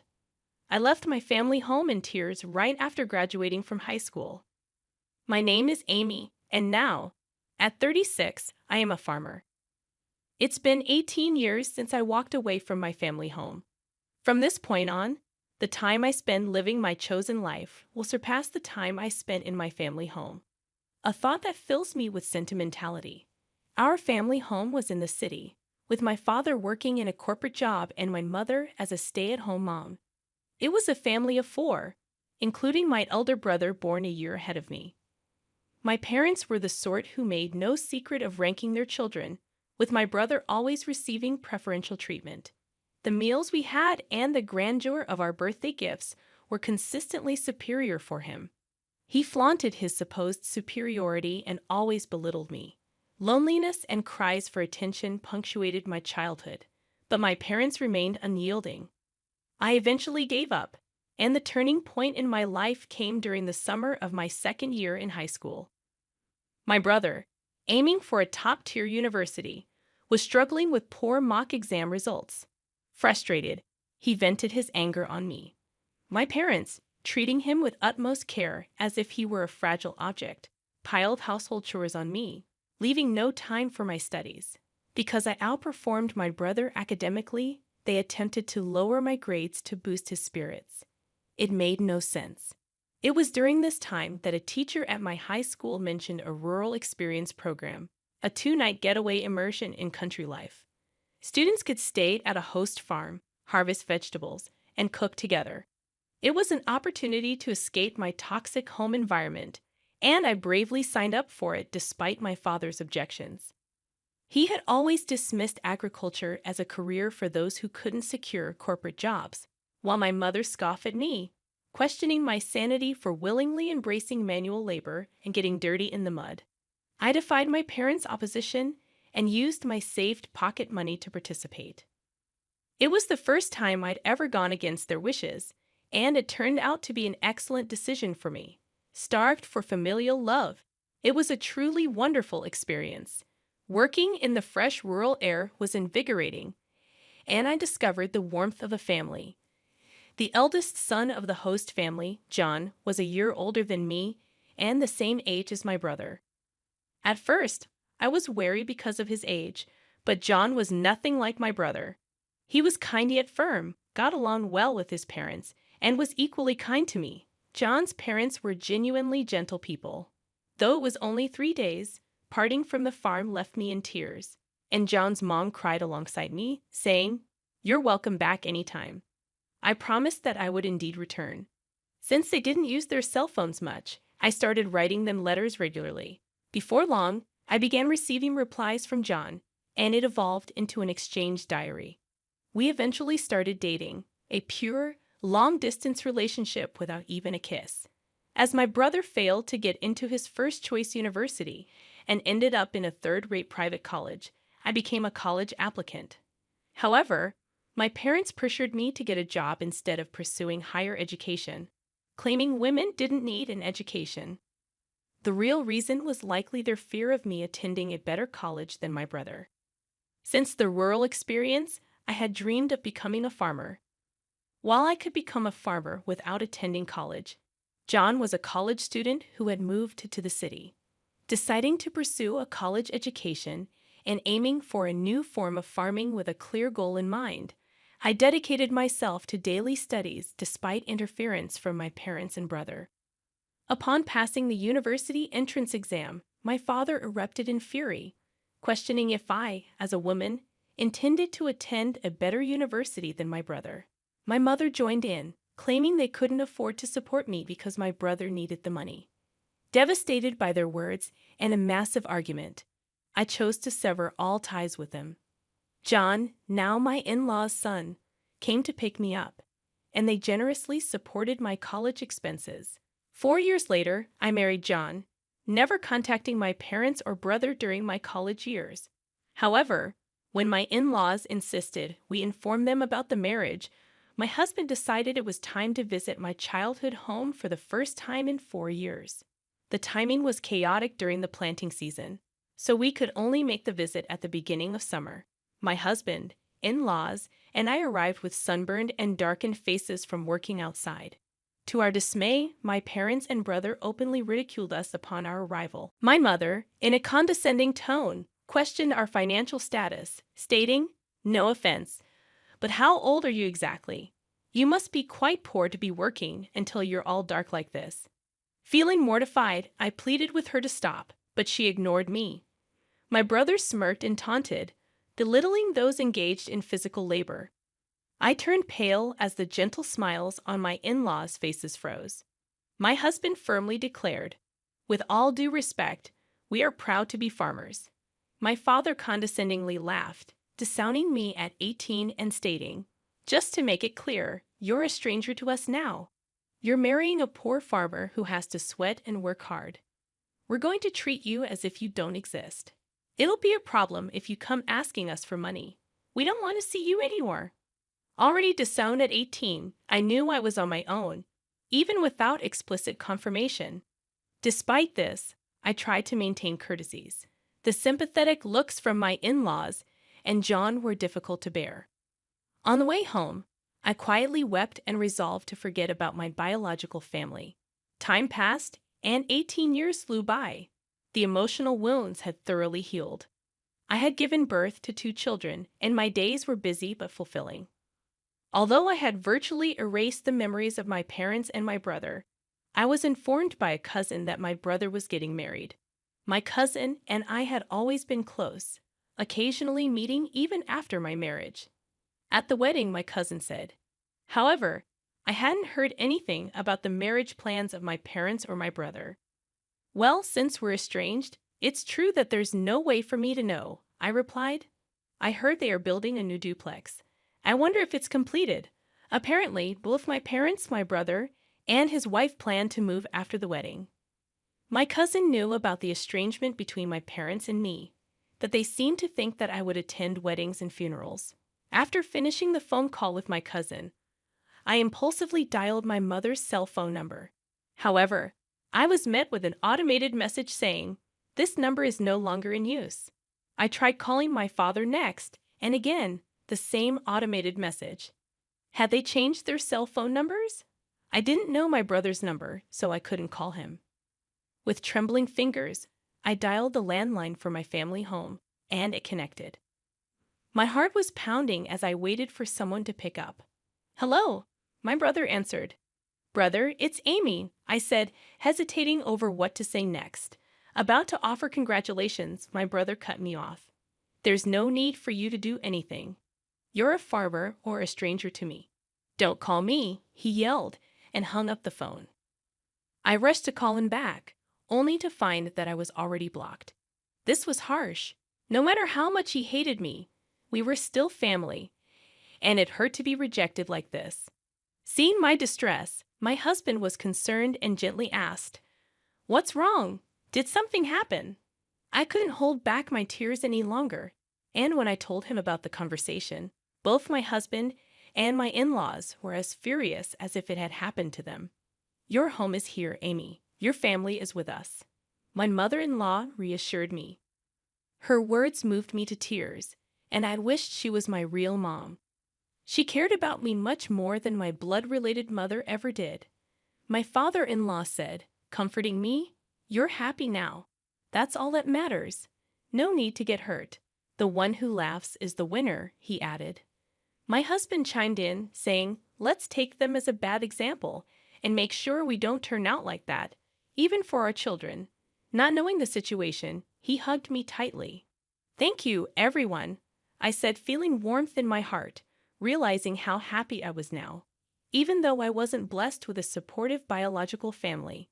However, things took a drastic turn when my business was featured on national television. My in-laws, originally large-scale grain farmers in the American Midwest, who also grew a wide variety of vegetables and fruits, had a lot of produce that didn't meet the standards. I had studied food business in college and spent a lot of time figuring out how to sell all the produce without waste. Backed by the local farmers union, I started an online business selling jams, juices, and pickles made from slightly damaged fruits and vegetables that couldn't be sold as they were. My business was a huge success. It was a hit with moms who wanted to feed their children safe, domestically produced food, and seniors. The demand for nostalgic homemade pickles from those who cherished the taste of yesteryears led me to build a company. I collaborated with young women, like myself, who had married into farming families and unemployed individuals. Over time, it flourished into a $5 million business. Our success story garnered an in-depth report, and following the TV broadcast, we received a deluge of attention, orders, and inquiries. Amidst the constant ringing of both the company's phone and my personal smartphone, an unknown number caught my attention. Without much thought, I picked it up, only to discover it was my estranged brother. It appeared he had seen the national television feature on my success and wanted to borrow money to start a business. Swiftly and firmly, I rejected his request.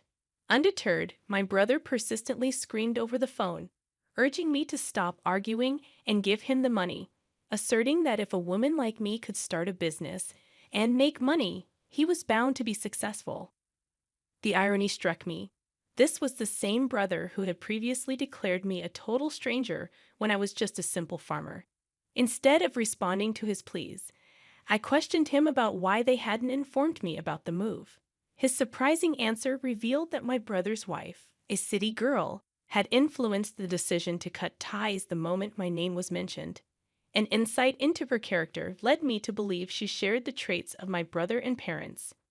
A few hours later, an unknown number called again, revealing itself as my father. He demanded an explanation for why I, a woman, was the boss and accused me of stealing a man's job.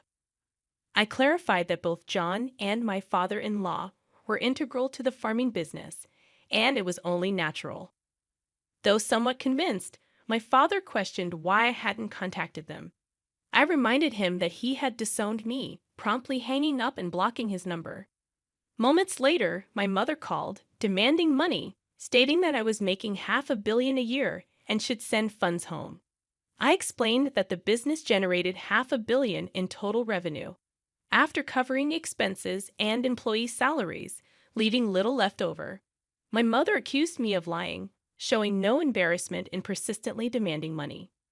Firmly, I asserted that I wouldn't send money to strangers, whether I had it or not, then hung up and blocked her number. I thought that would be the end of it, but I was mistaken. My parents, my brother, and his wife, whom I had never seen before, showed up uninvited at my in-laws' house. My father announced, "Hey, Emmy, want to hear the surprise? I'm revoking the disownment." Their desperation for money was astounding. Even my mother-in-law couldn't hide her disbelief and asked, "What on earth is going on with you people?" The discomfort was evident, and my father-in-law and mother-in-law glared at my parents in silence. Even the employees had gathered, staring at my parents with astonishment. It was clear that my brother was not welcome either, but he retorted, "The real blood connections are us. We have the right to share the money you earn too." The woman who seemed to be my brother's wife nodded in agreement with his words. I was seething. "I don't think so. Even though we share a blood connection, there was no emotional connection at all. You treated me like a stranger and abandoned me." The emotional scars from being abandoned by my biological family resurfaced, and I was on the verge of tears once again. Just then, my husband John came and stood beside me. "Emmy is now a part of our family, even without you disowning her. We are perfectly happy. Please go home," he defended me firmly. The employees also spoke out against my parents, saying, "Were you thinking? How rude. There are many people on my side here." As I realized that this was where I truly belonged, I felt profound happiness. My brother grew angrier and yelled, "Shut up, you country bumpkins. You're all low-educated trash, aren't you? Obey what we say in silence." But John calmly replied, "Well, both my father and I are Ivy League graduates, and Amy has graduated from a well-known agricultural university." This revelation about our educational background seemed to catch my brother by surprise. "Why are you farming despite being graduates of top universities?" he blurted out.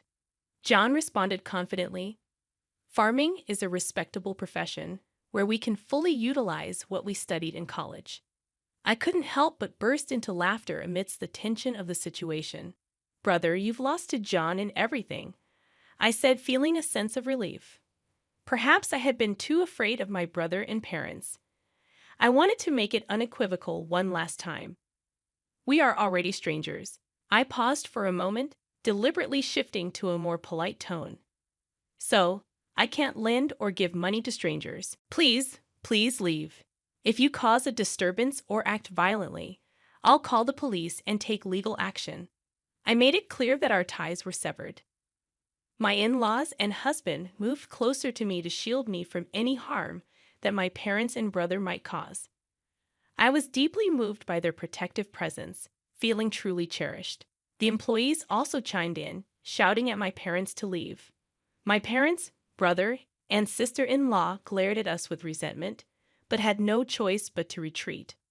According to a story I later heard from my cousin, my brother and parents had attempted to get rich quickly through a business venture, accumulating debts. Instead of seeking financial assistance from me, that arrogant attitude had led to a significant failure, and now they were on the brink of bankruptcy. However, I had no intention of getting involved anymore. For me, my work was thriving, and I was surrounded by a true family, including respectable in-laws, a loving husband, and adorable children. I treasured every day, savoring the joy of life. In the aftermath of the tense confrontation with my estranged family, life continued to unfold in remarkable ways. I found solace and happiness in the warmth of my in-laws and my husband John, who stood by my side unwaveringly. The unwavering support of my new family proved to be the greatest treasure I could have asked for. My business continued to thrive, and I expanded it even further, working alongside my dedicated team. The success of our venture allowed us to explore new opportunities and make a positive impact on the community. We continued to provide high-quality, sustainable, and affordable products to our customers, and our business became a beacon of hope for those who believed in the power of hard work and resilience. The love and support I received from my husband John were an endless source of strength and inspiration. We cherished every moment raising our wonderful children in a nurturing environment filled with love and respect. The bonds between us grew stronger each day, and our home was filled with laughter and joy. Over time, I rekindled relationships with my extended family, including my cousin who had reached out to me. We forged deep connections based on trust, mutual respect, and shared values, a testament to the fact that family goes beyond blood. It is built on love, understanding, and shared experiences. As for my estranged family, they continue to face their own challenges and consequences. I wished them well from a distance but remained steadfast in my decision to focus on my own path. The scars of the past were no longer an open wound, but a reminder of the strength and resilience I had discovered within myself. In the end, my story was one of triumph over adversity, of finding love and belonging in unexpected places, and of building a life based on my own values and aspirations. It was a testament to the power of choice and the incredible capacity of the human spirit to endure and thrive in the face of challenges. With the passage of time, my business continued to flourish and evolved into a community-focused enterprise.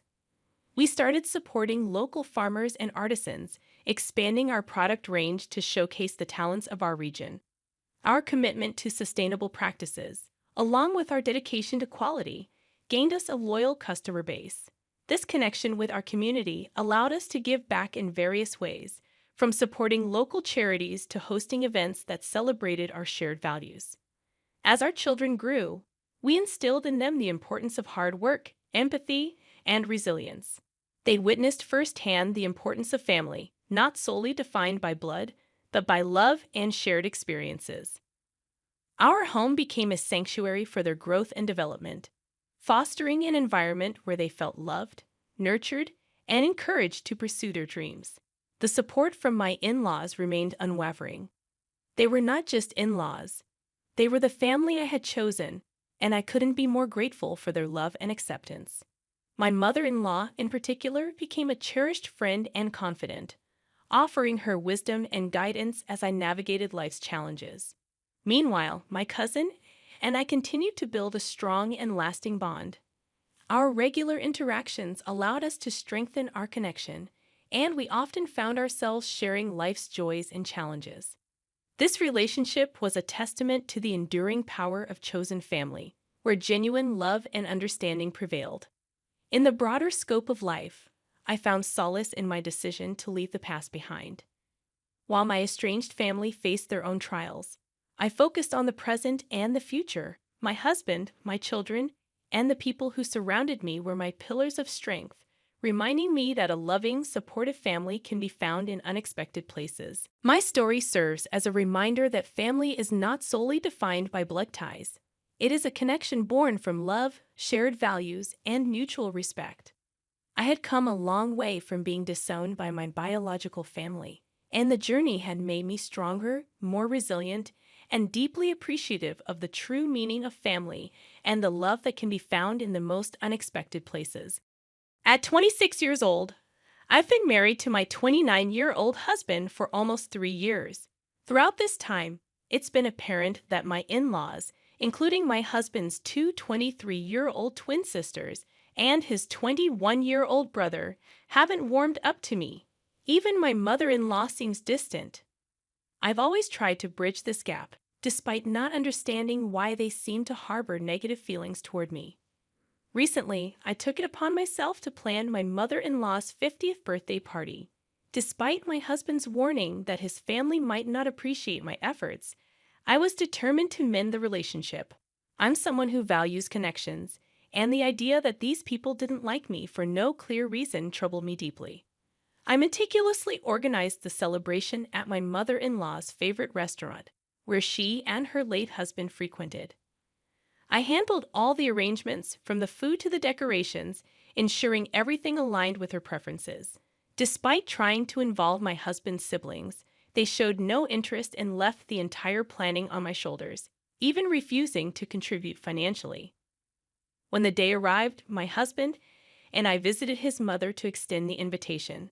To my surprise, his siblings were already there, appearing startled by our presence. After some small talk, I disclosed the plans for her celebration.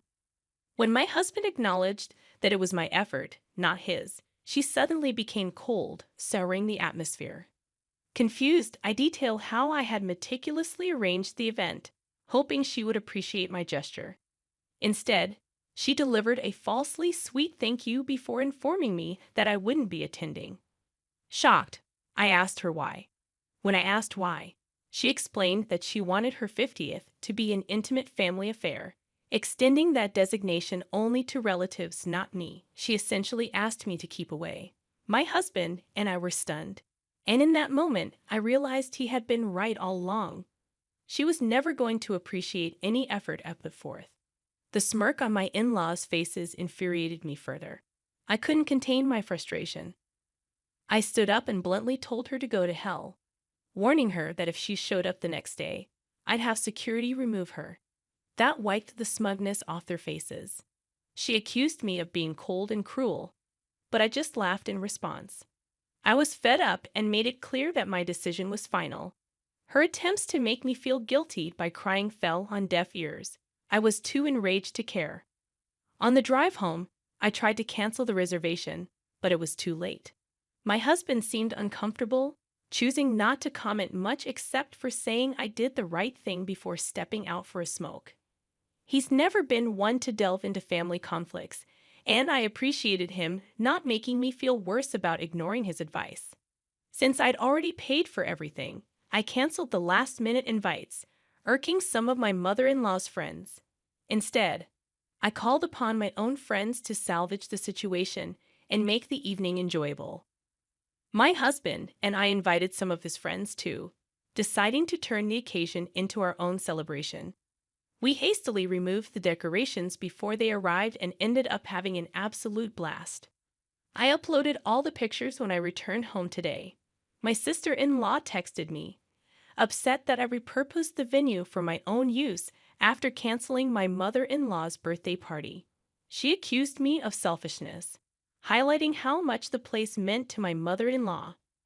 I don't feel overwhelmingly remorseful about my actions, believing my decision was justified, but I'm unsure if I made the right call. Am I the antagonist for canceling the party after being told I wasn't welcome there? Update. I shared the message from my sister-in-law with my husband and asked if I should apologize to his family. Surprisingly, he staunchly advised against it. In fact, he suggested cutting ties entirely, a significant step considering his family often relied on him, especially financially. He's successful and runs his own company, so withdrawing support meant his mother would have to rely on his less dependable siblings, who frequently changed jobs and leaned on him for money. I tried dissuading him from this drastic action, sensing there might be more behind his decision. Over time, I noticed his family growing distant from him, even during our dating phase.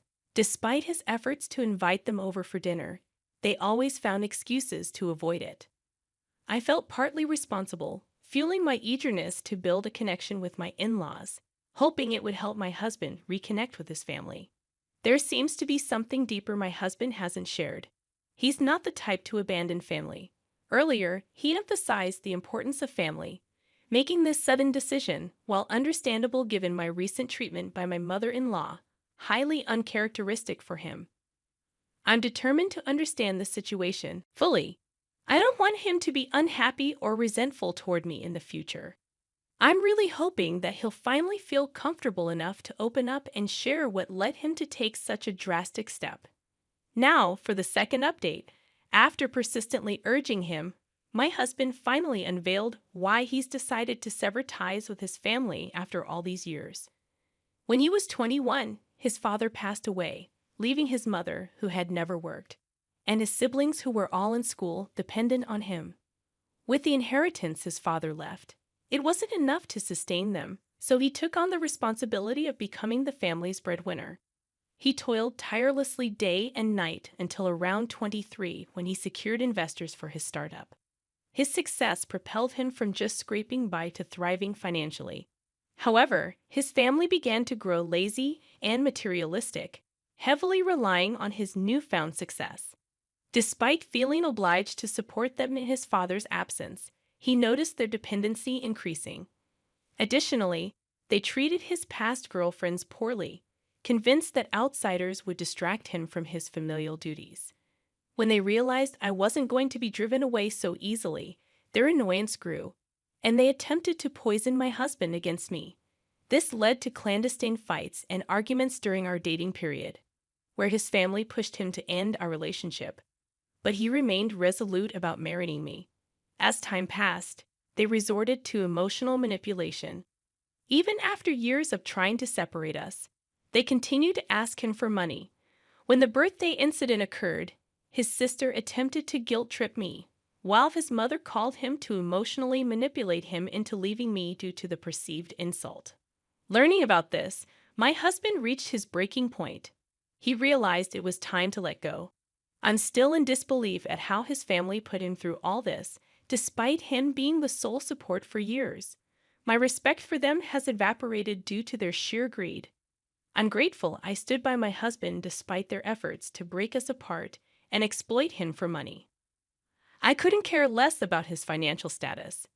My love for him stems from who he is, not his bank balance.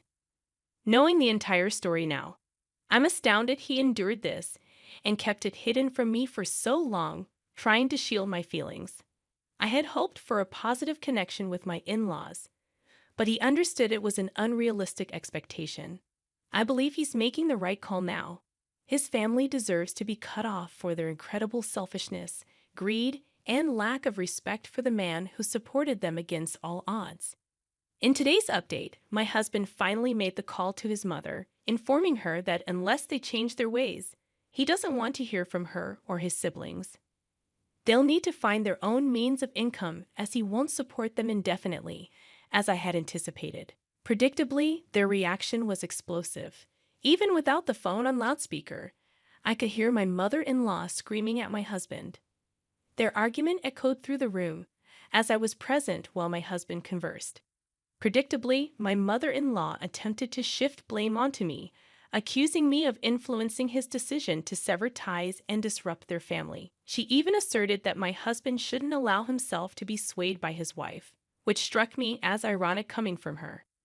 My husband defended me vehemently, emphasizing that his siblings, as adults, need to secure stable employment instead of relying on him. She resorted to accusing him of letting wealth and influence get to his head, insinuating that I might be the one manipulating him into cutting ties. It was a classic tactic: manipulation and emotional blackmail to maintain control over him. However, I refused to let this manipulation continue. Seeing my husband growing visibly distressed and teary-eyed due to their tactics was difficult. As things intensified, I realized the depth of what she and her other children had been doing. I couldn't stand seeing my husband so distraught. I chose to step in and address the situation. I firmly informed my mother-in-law that my husband had made his decision. If she and her children didn't align with our expectations soon, they risked losing his support indefinitely. The choice was theirs: respect us and remain in our lives, or persist in their materialistic and selfish ways and be cut off completely.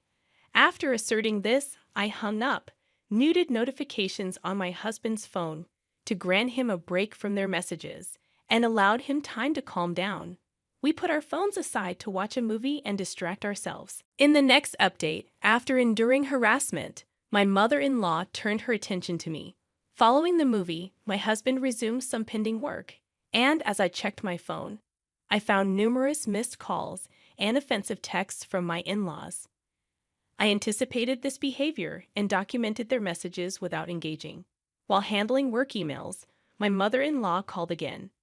Accidentally answering, she proceeded to hurl insults at me, making baseless accusations about my character and intentions towards my husband. I chose not to react and simply stated that her accusations reflected her own actions. I expressed satisfaction that my husband was finally liberating himself from freeloaders like them. Subsequently, I blocked my mother-in-law and his siblings on all possible platforms to halt their harassment. It's disheartening how low some people stoop to evade responsibility. I refrained from telling my husband about his mother's call to avoid causing him further stress, but I'm prepared to involve him if their harassment continues. They have no right to disturb our peace. Nearly 2 weeks later, my mother-in-law, accompanied by her children, arrived at our doorstep demanding an explanation for our actions. Despite protests that I wasn't family and shouldn't be present, I stood my ground, reminding them they were intruding under our roof and had no authority to dictate my presence. I was caught in a difficult situation when my husband's family showed up, bombarding him with accusations and insults. Seeing my husband's distress, I stepped in. Knowing his gentle nature, I knew he wouldn't defend himself against their manipulative claims. I urged him to compose himself while I confronted his family. They launched into a tirade, accusing my husband of abandoning them for my sake and claiming he was neglecting his familial duties just to please his wife. Their words were a storm of accusation and disrespect. I couldn't stand by as they berated my husband, accusing me of being a gold digger and him of being selfish. My patience snapped. I lashed out, calling them out for being lazy and incapable, surviving on my husband's generosity while offering nothing in return. They were stunned into silence, unable to counter my accusations. Taking advantage of their momentary shock, I demanded they leave before I involved the authorities for trespassing. They departed, but my mother-in-law persisted, emotionally manipulating my husband by implying his deceased father would be disappointed in his actions. Witnessing his emotional breakdown after they left, I spent hours consoling him, feeling regret for ever attempting to mend our relationship with them. After their departure, I ensured they had no way to contact us and suggested we seek legal advice, knowing they might continue their harassment. Sadly, my prediction was accurate. Within days, my mother-in-law sent a legal notice, falsely claiming my husband had embezzled funds from the family estate to start his business. This false allegation tarnished his reputation and affected his company. However, we fought back. It took nearly 2 weeks, but we disproved their lies. They were found guilty of defamation, resulting in a hefty fine against them. The rest of the family distanced themselves from their deceitful actions, and my in-laws, previously reliant on my husband's support, now scrambled to find jobs to sustain themselves. This episode, while challenging, allowed us to break free from their toxic grip. My husband and I are happier without their influence, and I'm determined to keep it that way. We're moving forward, leaving their drama behind. You've inherited over $3 million, right? We've already started constructing a duplex for us to live together. I've even included the kitchen of my dreams, my mother-in-law says in a tone that's almost dreamy. I've quit my job. I'm planning to start a business with the inheritance that Ashley has received. My husband announces, looking oddly pleased. Wait a minute, I've told you I haven't received any inheritance yet, right? You've quit your job, and you're building a duplex. What's happening? Don't lie. It's clear you've inherited. How about we take a trip before the house gets built? How about Hawaii? My father-in-law chimes in, adding to the growing confusion with my husband and my mother-in-law. What on earth are these people thinking? They want to use the precious inheritance I received from my mother and spend it on whatever they please. Even though I was filled with rage, I didn't know what to do. The story goes back a few months ago. My name is Ashley. I'm 38 years old and work as a high school teacher. I married David, an office worker who is 2 years older than me, 12 years ago. Soon after we got married, our only daughter Julie was born, and since then, my days have been filled with work and child rearing. Today is the day I'm visiting my hospitalized mother with my daughter. Oh, Grandma, it's been a while. Well, Julie, welcome. My mother lies in her bed, lovingly stroking Julie's hair. Her hand is noticeably thinner, and her complexion looks poor. Next to my mother's bed stands a middle-aged man wearing glasses and a suit. As I nod towards him, he returns the nod and leaves the room. Mom, who is that man? Just an acquaintance. Don't worry about it. More importantly, Ashley, are you still doing well? And David, is he well? My mother's eyes, a shade close to blue, sparkle softly as she smiles. She met my father, who ran an import-export business overseas and came to the U.S. as his bride.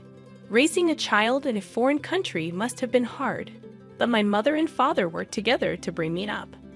One of the reasons I am able to work as a teacher today is because my mother taught me many things since I was small. I am deeply grateful to my parents who raised me with love in a wealthy family. After my father passed away a few years ago, my mother, now alone, fell ill and was hospitalized. She transferred the business to a relative, and now she spends her remaining days quietly in the hospital. I'm fine, Mom. Is there anything you need? Just having you and Julie come to see me is more than enough. After having such a conversation and spending a good amount of time talking with my mother, Julie, and I headed home. Julie talks to my mother about things that happened at school and the book she has recently read. She's at that tricky age of 10, but our relationship is good. Even if I take away my parental bias, I think she is a bright and honest child who is growing up well. We're home. Oh, welcome back. How's my mother-in-law doing? David asks as he greets us. Mom is as usual. How about you? Your seminar, was it? Oh, I heard some good stuff. Looking forward to the next one. Recently, my husband has been attending seminars on quitting his job and starting a side business. He must want more money, but the company he works for is not top tier. It's not bad, and with my salary, we are doing just fine. I find it distasteful when he is so greedy for money, which I suppose he gets from his parents. Ever since we got married, I've been put off by his parents' excessive stinginess and their habit of begging for small amounts of money whenever we see them, so I've been keeping my distance. They've never given Julie any Christmas gifts. Fortunately, my in-laws live far away, so we don't have to interact much, and my husband does well with household chores, so I guess it's okay. As long as I have my mother, my husband, Julie, and our modest but ordinary life, I'm content. Then one day, I got a call from the hospital. My mother's condition had suddenly worsened, and she was in critical condition. When my family rushed to the hospital, my mother was barely breathing. Mom? Grandma? No. Ashley, I always wanted you to be happy. Cherish Julie more than anything. I love you. In the end, those were my mother's last words.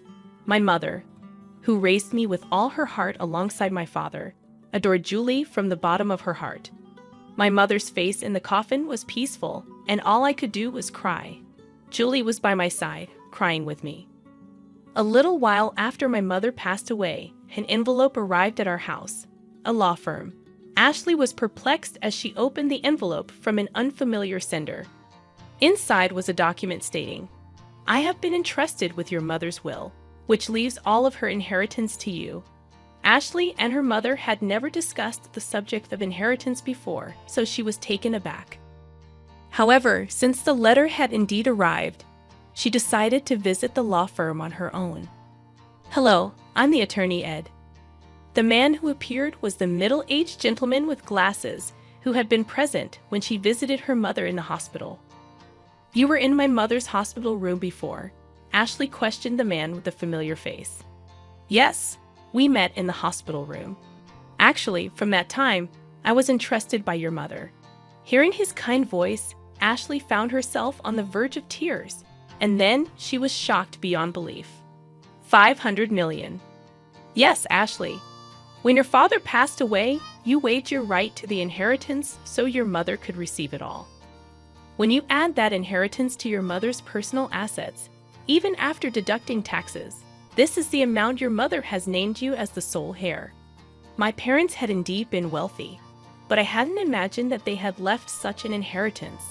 I had never asked my parents for money after getting married and avoided the topic of inheritance as it seemed unlucky. Feeling dizzy, I realized this must be an expression of love from my mother. With that thought, I left the procedures to Ed. Your mother cared about you more than anything. She instructed me to assist you if necessary. Please feel free to discuss anything with me. Thank you. I appreciate your help. Ashley bowed her head several times to Ed and left the room. Time passed, and it was around the time of her mother's 49th day memorial service. Her husband, David, began to frequently ask about her mother's inheritance. When they had married, her father was still running his business, so David was vaguely aware that they were wealthy. Each time she asked him to stop talking about it while she was still mourning, he would fall silent, only to subtly bring up the matter of money after some time. The worst were my in-laws. When they came to my mother's memorial service, my father-in-law said, "Ashley, if you are worried about the inheritance, we can help." Huh? Hey, we've had our fair share of disputes over inheritance. When unmarried siblings died, inheritance can be complicated. If you're troubled, feel free to talk about it. That's right. Rely on us too. Ah, yes. Having never shown any inclination to assist them before, she could only give her in-laws a vague response as they put on a knowing facade. And then, about 3 months after her mother's death, David, who had been quiet recently, finally lost his patience. Hey, have you received your mother's inheritance yet? A bad feeling swept over her quickly. Ashley lied. The procedures are complicated, so not yet. In reality, she had already completed the procedures and, upon Ed's advice, had deposited the passbook containing the inheritance in a safe deposit box. But it felt right to say that now. Really? But it's been 3 months since your mother passed away, right? Haven't you done the procedures yet? Yeah, so what? Well, never mind. I'm going to bed. For some reason, David headed for the bedroom in high spirits. With the nagging unease in her chest, Ashley prepared for work the next day and then headed for bed. The next day, as Ashley and Julie were cleaning up after dinner, the doorbell rang. Julie hurried to the door, and when Ashley poked her head out from the kitchen, she saw her in-laws who had dropped by unexpectedly and David returning from work. Why are my father-in-law and mother-in-law here? It's not a big deal, Julie. Go to your room.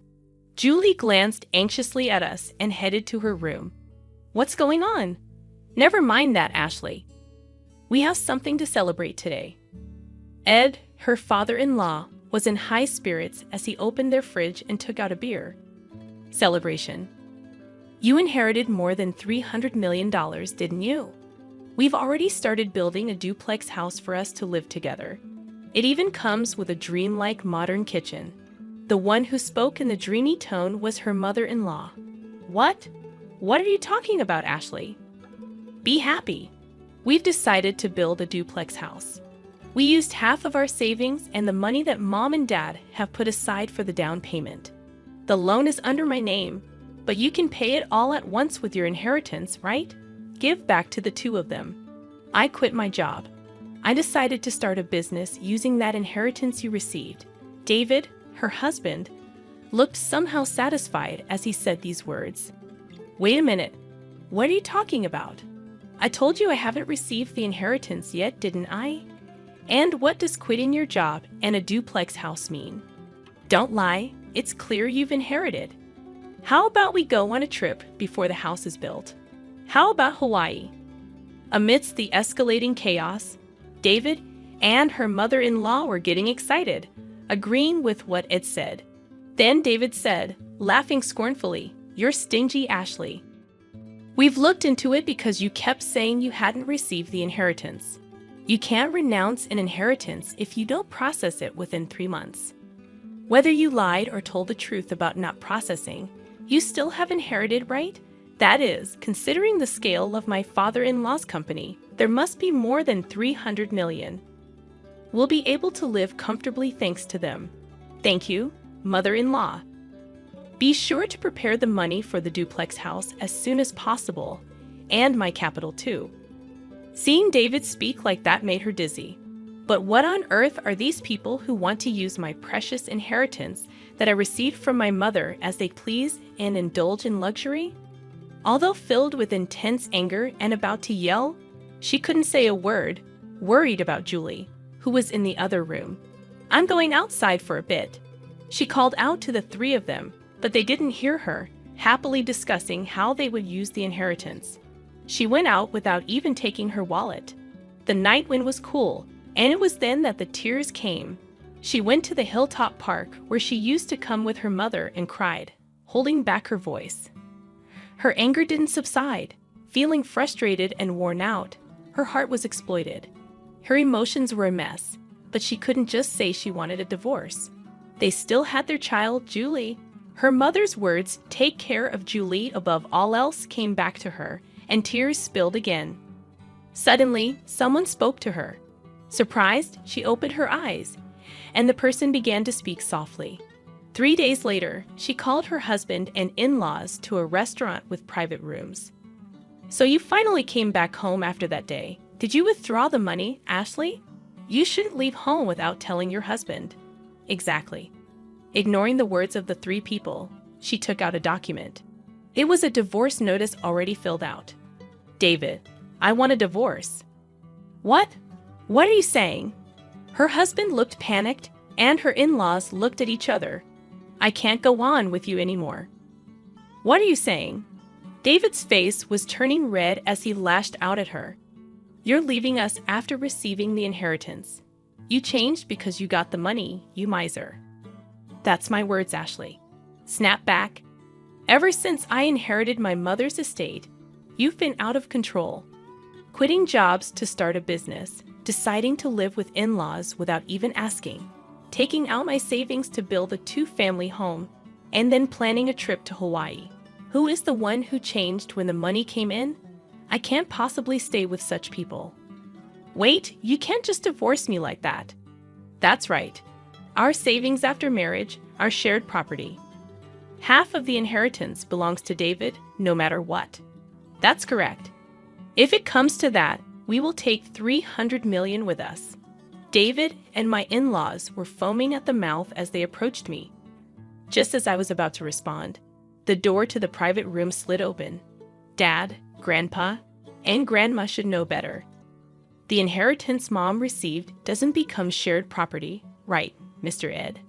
There stood my daughter Julie and Attorney Ed. Julie, and who are you? I'm Attorney Ed. Ashley's mother had entrusted me with this matter, and I've been advising Ashley. As Ed bowed, Dave seemed flustered. That's all well and good, but wait. The inheritance doesn't become shared property? That's correct. Inherited property from a deceased parent has not become shared property, nor is it subject to the division of property. What? You've got to be kidding me. Is this a mistake? That can't be.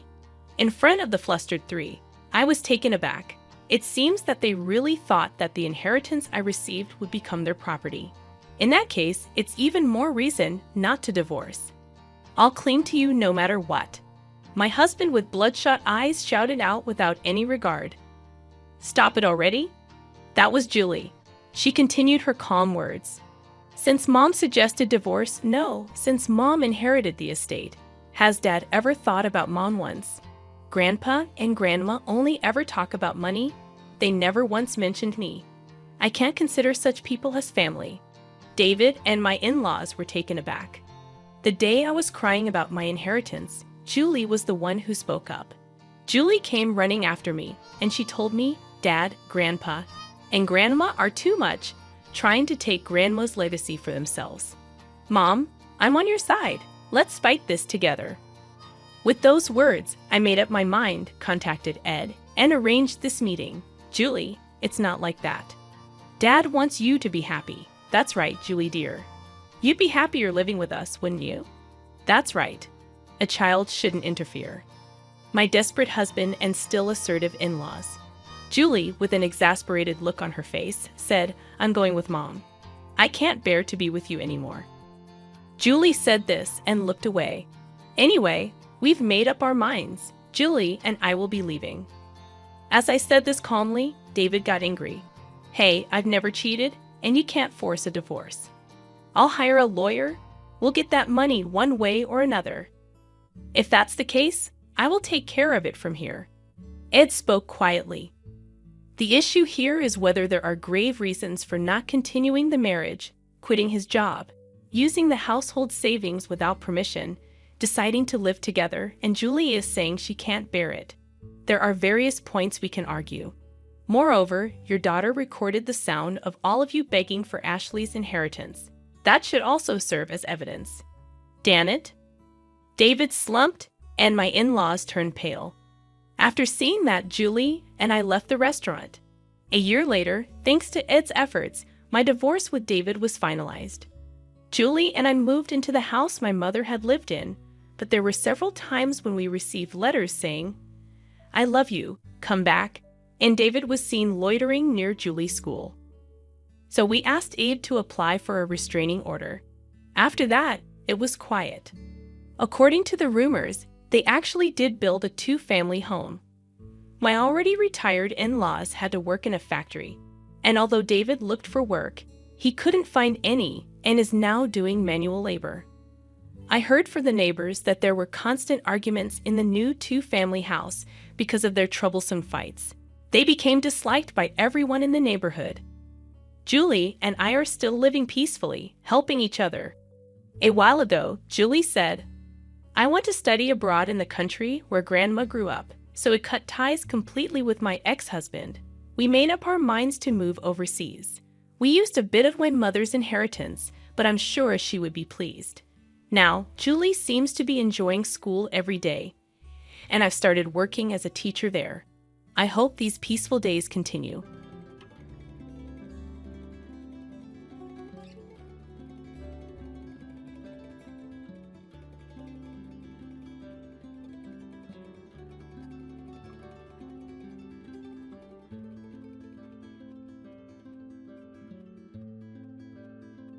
I'm Sarah, a digital artist by profession, and someone who takes solace in the comfort of my home. I take pride in both my creative work and my modest yet warm abode. This made the decision to marry a significant one for me. Mark, a confident professional working in a reputable company, appeared to be the perfect choice. Charming, intelligent, and hailing from a respectable family. Little did I know, appearances can be deceiving. The first cracks in what I thought was an ideal life surfaced during the wedding planning process. It became a constant power struggle between me and Mark's traditional-minded mother, Alice. She insisted on a grand, old-fashioned wedding with elaborate floral arrangements, fancy table settings, and uncomfortable family traditions. As the wedding day approached, anxiety set in. Despite my efforts to maintain a joyful facade, something felt off. Mark seemed distant, like a spectator at his own wedding. However, what truly stung was Alice's behavior. Stepping out of the car in my carefully chosen wedding dress, I felt her judgmental eyes scrutinizing everything from my attire to my complexion. In a cold tone, she criticized my dress, leaving me embarrassed. Mark remained silent, failing to defend me. As the day unfolded, Alice became determined to find fault in every detail: the music, the food, and even my 12-year-old sister's table manners. Attempting to intervene and defend my sister only led to Alice asserting that discipline starts young, as if I needed correction. During the toast, Alice couldn't conceal her disapproval, offering wishes for a joy-filled life that her eyes betrayed as insincere. Looking to Mark for support, I found none. He avoided my gaze, making me realize that the love we spoke of may have been a facade. It became clear that I was alone in this marriage, caught between a husband unwilling to stand by me and a mother-in-law determined to make my life miserable.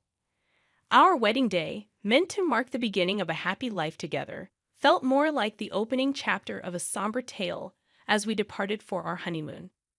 I clutched my bouquet tightly, using it as a makeshift shield, fully aware that more challenges lay ahead. The wedding, instead of being a joyous celebration, felt like a forewarning of the difficulties that awaited us. After a strangely quiet honeymoon, Mark and I moved into my house. Initially excited about the prospect of married life filled with love and happiness, my optimism waned when I realized that Alice, Mark's mother, considered my home a territory she needed to control. Within a few weeks of our marriage, Alice started making unannounced visits, asserting herself as if she owned the place. Each visit was rife with criticism and passive-aggressive comments, turning my once peaceful home into a battleground. One evening, I eagerly prepared dinner using a new recipe I had found online, hoping to share it with Mark. However, when Alice saw it, she wrinkled her nose and insulted my cooking skills. Despite my attempts to explain, she mocked me, and to my dismay, Mark sided with her. On another occasion, Alice criticized my living room decorations, claiming they clashed with the furniture. Despite the effort I had put into it, she made fun of my choices, and once again, Mark didn't stand up for me. Instead, he suggested that I could use Alice's help next time, making me feel like my home was being taken over. The painful realization struck me that the man who promised to support me not only allowed this emotional harm, but also joined in. Feeling utterly alone, I couldn't comprehend the depth of the isolation I experienced. Both Mark and Alice seemed determined to disrupt the peace I had cherished in my home. Hoping for improvement, I longed for Mark's support, and I naively believed that Alice might grow tired of bitterness. However, my hopes were shattered when one evening, Alice arrived at our door with bags and boxes, declaring that she was moving in with us. Shocked, I questioned Mark about this decision, but he seemed fine with it. As Alice began unpacking, treating her move as a final decision, I pulled Mark aside, my hands shaking with a mix of anger and disbelief. I expressed to him that it simply couldn't happen. Our marriage was already strained, and Alice moving in would only exacerbate the situation. Mark sided with his mother, insisting that we needed to adjust to her presence. Frustrated, I questioned when he would adjust for me and stand up for our home and marriage. Mark avoided my gaze, claiming it would be rude to ask her to leave, and so, Alice moved in, plunging me deeper into my nightmare. Her relentless criticism extended to everything, from how I arranged the furniture to how I did the laundry, and even how I breathed. Mark remained silent, allowing her behavior to persist. Yet it wasn't just the constant nitpicking that wore me down. I stumbled upon a bag of prescription medications hidden in the kitchen one day, pills for anxiety, depression, and sleep disorders. When I confronted Alice about it, she became angry, asserting that I had no right to snoop around. Mark sided with her, claiming they were her private matters. It was a colossal betrayal, leaving me feeling numb. It became evident that Alice wasn't merely a difficult mother-in-law. She was akin to a predator, dismantling my defenses and seizing control of my life. Mark wasn't just distant or uninterested. He was part of the problem, contributing to the destruction of our marriage. In that moment, as I witnessed Alice's smug smile and Mark avoiding my gaze, I made a pivotal decision. I refused to be a passive spectator to this tragedy unfolding before me. It was time to take charge of my life, even if it meant distancing myself from those who were supposed to be my family. However, fate had another surprise in store for me, pushing me to finally put an end to the act my life had become. After Alice unexpectedly moved into my home, my life transformed into a never-ending nightmare. She scrutinized my every move, critiqued me for the smallest things, and her presence loomed over me like a dark cloud. Personal attacks became the norm, insulting my love, looks, intelligence, and even questioning my abilities as a spouse. One evening in the living room, Alice launched an attack on my career, or what she perceived as a lack thereof. According to her, a good wife should have a job, and she doubted I could do anything worthwhile. I defended myself, asserting that I did indeed have a job, and my income played a crucial role in our household. However, Alice remained unconvinced, questioning why we resided in my modest house instead of a grander one that reflected her son's dignity. Before I could respond, Mark, who had been absorbed in his phone, sided with his mother. He remarked that I could do more, and we could aspire to a better life. It stung deeply, feeling like a profound betrayal. Mark left the room, and in a hushed tone, Alice whispered, "He'll always be my son. You're just the girl he settled for." Turning away, I grappled with a mix of anger and embarrassment. As I gazed at our wedding photo, I pondered how my love story had transformed into a cruel drama. The nightmare intensified when I discovered an unidentified packet of pills hidden in the kitchen. Confronting Alice led to her anger, dismissing it as none of my business. When Mark entered the room, he scolded me for snooping, revealing there was no us in this marriage. Mark wasn't merely failing to protect me, he was taking Alice's side. I felt like a stranger in my own home, suffocating under their combined disapproval. Yet their actions fueled my determination not to be broken. I would endure this nightmare. Then, an unexpected opportunity arose.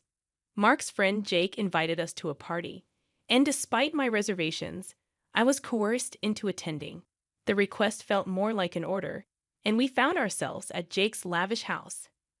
The party offered a stark contrast to the tense atmosphere at home, providing a temporary escape from Alice's grip and the strained relationship with Mark.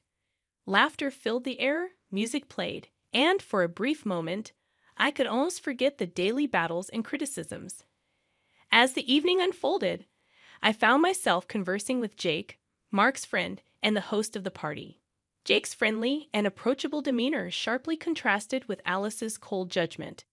We discussed various topics, and engaging in a conversation free from criticisms and insults felt refreshing. Jake suggested a party game, a welcome change from the toxic atmosphere at home, and I hesitantly agreed. During the game, I shared a story from the early days of our marriage, highlighting the challenges and lessons we had learned. The room echoed with laughter as I recounted some of the humorous mishaps we had experienced. It felt liberating to share a part of our story, even if only in a game. Afterward, Jake pulled me aside, expressing concern about my situation at home. He had observed the tension and encouraged me to stand up for myself, refusing to let them mistreat me further. His words were a glimmer of hope in the darkness that had enveloped me for so long.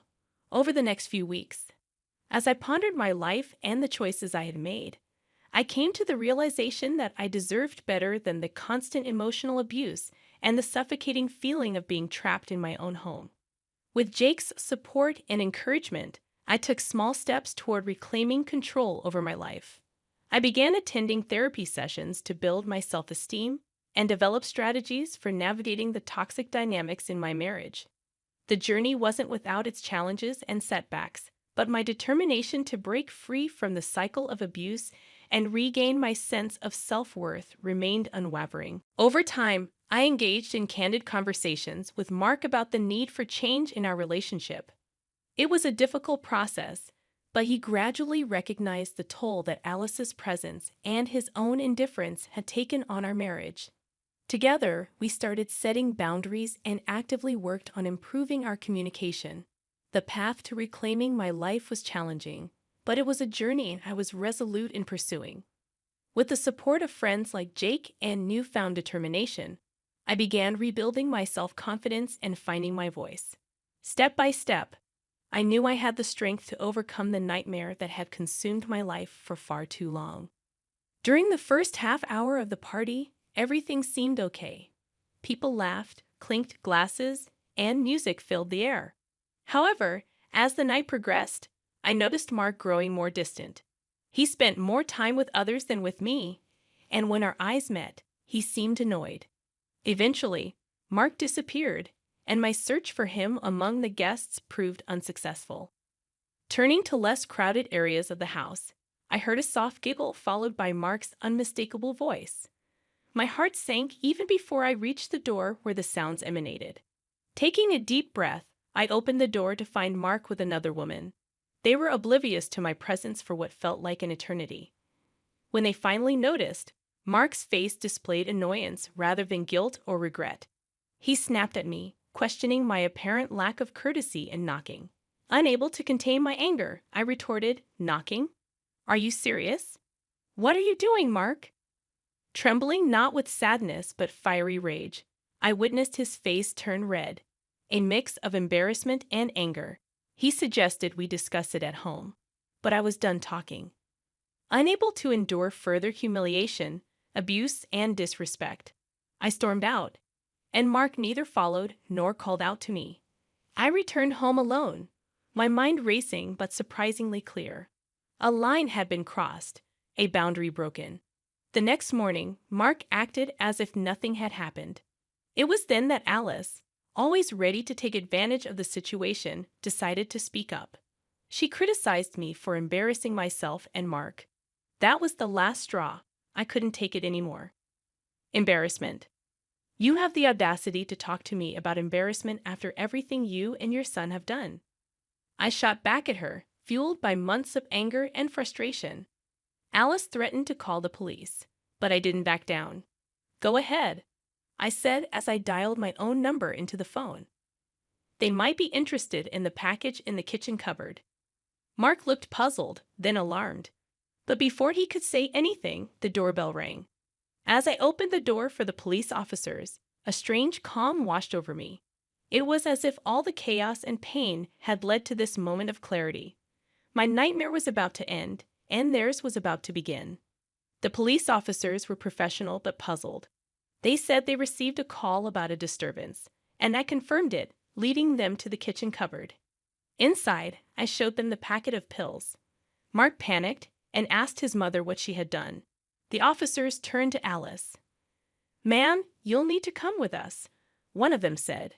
Alice stammered, saying the pills weren't hers, but the officer insisted she come. She shot me a look filled with rage as they took her away in handcuffs. I looked at Mark, who appeared to be on the verge of falling apart. "Is this what you wanted, Sarah? To break up this family?" he asked. I couldn't believe it. "Destroy this family?" I repeated, surprised. "Mark, you and your mom ruined this family long before today. You cheated on me, belittled me, and let your mom mistreat me in my own home. The damage was your doing, not mine." He stared at me, his eyes narrowing. "So what now? Do you want a divorce?" he asked. I replied firmly, "For the first time, Mark, it's not about what you or your mom want. It's about what I deserve, and yes, I deserve better than this fake marriage." Within weeks, we started divorce proceedings. It wasn't easy, but it was necessary. During the trial, both Mark and Alice faced consequences. Mark was revealed as someone who enabled his mom's behavior, and Alice received a 5-year prison sentence for having illegal substances. Sitting in the courtroom, I felt a mix of emotions. Victory, yes, but also a deep sadness for what our family could have been. Mark avoided my gaze, and I realized the man I had married was a stranger. But I was finally free. Leaving the courtroom, I walked into the sunlight and understood that this was not just an ending but also a new beginning. In the years that followed, I focused on rediscovering myself and healing. Though the scars remained, they reminded me of my own strength, resilience, and self-worth. The nightmare was over, and the lessons I've learned would stay with me for life. I had faced the worst and survived, emerging as a woman who would never again settle for anything less than what she deserved.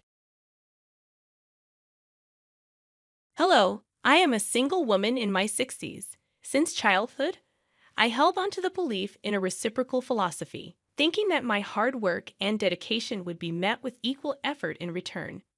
This mindset extended to my relationships, where I believed treating others kindly would result in receiving kindness in return. Even after marriage, I continued to hold this belief, assuming that by being considerate to my husband, he would reciprocate. In today's world, women aren't expected to sacrifice as much. But during my era, societal expectations were different. I willingly made sacrifices for my husband and children, confident that my efforts would contribute to future happiness. However, my marriage and family life didn't unfold as expected. Despite my early mornings and diligent work for the family, complaints and mistakes overshadowed appreciation. At that time, no one mandated that I live this way. I was an ordinary person who married a coworker 4 years my senior due to societal expectations. Despite the societal norms for married women to quit their jobs, I became a full-time housewife after giving birth to my daughter. I had no regrets. I believed it was a natural course of action for family life. Though my life wasn't glamorous like TV dramas, it felt easy and stable.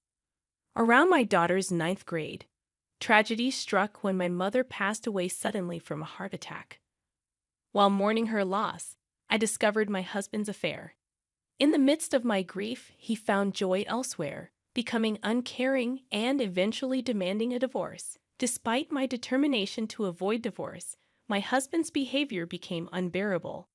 Divorce wasn't as socially acceptable back then, and despite an irresponsible and unkind husband, I resisted the idea. Looking back, I realized my naivety, but more was at stake. My daughter, witnessing the turmoil, felt the impact. Despite my refusal to divorce, I found myself in a deeply miserable situation. During a heated argument about our impending divorce, my father unexpectedly visited. Witnessing the distress in our relationship, he offered me a place to live and encouraged me to leave my husband, taking my daughter with me. Having recently lost his wife and observed his daughter in an unhappy marriage, my father convinced me that persisting in such a difficult situation was futile. Feeling the weight of his concern, I yielded to my husband's request for a divorce. In return, my husband provided me with $3,000 in cash. With my father's support, I secured a 2-bedroom townhouse to live in with my daughter, starting anew. I anticipated the need to work hard to support my daughter, fearing judgment from society for being a divorced woman with a daughter. This concern was particularly heightened as my daughter entered adolescence. During this challenging period, my daughter expressed typical desires of her age, lamenting the perceived consequences of her parents' divorce. Despite the emotional hurt, I knew I couldn't dwell on them forever, determined to provide for my daughter. I embarked on the journey of seeking stable employment. However, being an older divorced woman with a child made securing a job challenging. Undeterred, I took on multiple part-time and nighttime jobs, even engaging in freelance work at home whenever possible. As time passed, my daughter advanced to her senior year of high school. Despite financial constraints, she excelled academically, finding her own way to thrive. Motivated by my desire to ensure her future, I secured a job at a 24-hour restaurant, working 12-hour shifts. 2/3 of my earnings were diligently saved for her college tuition. Despite facing judgment and gossip, especially from some married men who viewed me as an easy target, I persevered for the sake of my daughter. The sacrifices were numerous, but my goal was to provide her with opportunities I never had. As she approached adulthood, I hoped she would understand the struggles I faced in raising her and making a living. Reflecting on these challenges, I realized that having a daughter made my situation both more arduous and meaningful. She became my anchor, giving me the strength to endure and persevere through life's challenges. I held on to the belief that, in the future, my grown daughter and I would share stories about the hardships we faced and take pride in our resilience. A year later, my daughter's outstanding performance in the SAT exams earned her admission to Harvard University, a moment of immense joy that made all the previous struggles worthwhile. As she embarked on her college journey, I felt a mix of pride and emptiness. Though I had managed to provide for her education and housing, the absence of her daily presence at home left a void. We maintained close contact through phone calls, and during the initial months of her independence, our bond deepened. Her newfound affection and connection were a source of comfort, and I cherished our evolving relationship. Despite the challenges, my daughter graduated from college without financial setbacks, fulfilling a dream we had worked hard to achieve. Anticipating that we could live together again, I was surprised when she secured a job at a defense corporation and chose to live independently. To support her, I took a bank loan and contributed to the down payment for a condo near her workplace. While I aged and embraced a more unassuming appearance, my daughter thrived as a fashionable career woman. Witnessing her success brought immense happiness, reinforcing the idea that my sacrifices had borne fruit. I found contentment in her achievements, understanding the sentiment of people who say they forget hunger in moments of joy. Despite the financial support throughout her college years, the prospect of her wedding became a new financial responsibility. People questioned why I continued to struggle when my daughter was capable of self-sufficiency. However, I was determined to contribute to her wedding expenses to prevent any condescension from her future in-laws. The belief that sacrificing for her happiness would bring joy to both of us fueled my resilience. On the other hand, as my daughter dated, I noticed a growing distance between us. Initially hurt, I recognized that her adult life and relationships rightfully took precedence. I patiently waited for her to mature and open up to me, understanding that priorities shift during this phase of life. However, on her 27th birthday, I looked forward to celebrating with her. Yet she made it clear that she had plans with someone named Michael and dismissed any preparations. While she may have intended to convey that I needn't go to any trouble, I couldn't help but feel hurt. It was her birthday, a day that held immense significance for me as the day she was born, and her apparent indifference stung deeply.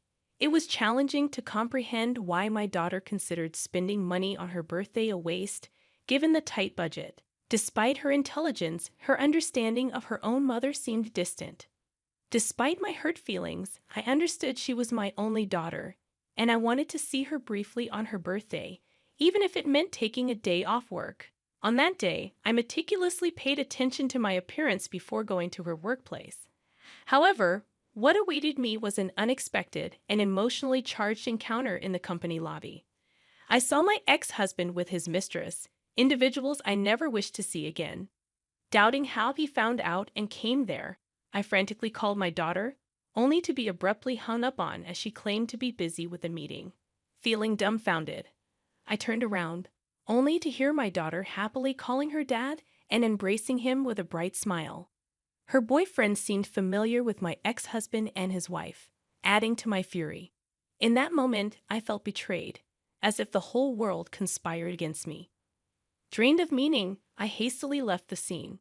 Reflecting on that day, I felt the desire to confront my daughter and ex-husband, but an overwhelming urge to escape prevailed. Despite my inner turmoil, I couldn't muster the courage to call my daughter. Unexpectedly, my daughter showed up at home one day, announcing her decision to get married and handing me an invitation card. The surprise turned into shock when I saw the names on the card. Although she was my daughter, I felt an intense urge to throw her out of the house. I questioned how she, my own daughter, could present such an invitation. I confronted her, expressing my hurt at being treated like a guest at her wedding, emphasizing my role as her mother. In response, my daughter apologized, stating she felt she had no choice. Despite her desire to marry Michael, she faced scrutiny from his parents over every detail about her. The situation left me grappling with complex emotions, torn between hurt and the desire to understand my daughter's perspective on her life-changing decision. The revelation from my daughter about her concerns regarding my divorced past and the challenges of being a single mother struck me deeply. She explained that revealing this truth could jeopardize her chances of marrying her boyfriend, as her potential in-laws might disapprove. In the face of this revelation, I couldn't help but express my frustration, reminding her of the sacrifices and struggles I endured to raise her, work at a restaurant, and fund her education. My daughter's response. However, her response stunned me. She dismissed the past, stating that her father and his new partner, the woman who played a role in breaking our family, had already met with her future in-laws. In her perspective, the present was what mattered most, and she prioritized her desire for a comfortable life over the difficulties we faced before. Feeling hurt and regretful, I spoke harshly to her for the first time in my life, expressing my disappointment in her attitude. In turn, she suggested that if I wanted to drop her from my life, I should repay her for the money I spent raising her. This exchange led to a heated argument, and she left my house in anger, proclaiming that we were now strangers. Devastated by the turn of events, I questioned the purpose of saving money for her wedding and felt a deep sadness when I looked at the wedding invitation she had left behind, with a different name printed where mine should have been. 3 years later, I received news that my father, who had been living independently to avoid burdening me, had fallen ill. Sadly, I learned about his condition only after his passing. The realization of being a poor daughter to him hit me hard. A few months later, I inherited a small condo where he had lived, a bittersweet reminder of the family ties and struggles that shaped my life. Upon realizing that I had money saved from my daughter's wedding in the savings account, I decided it was time to live for myself, even if it seemed somewhat late in life. I pondered the idea that in today's world, trusting only one child and sacrificing for them might not be the most fulfilling path. It was a realization that I should prioritize my own desires and needs before it became too late for me to enjoy life. As I contemplated this shift in perspective, a real estate broker and close friend from the restaurant where I worked suggested that I consider what I truly wanted to do.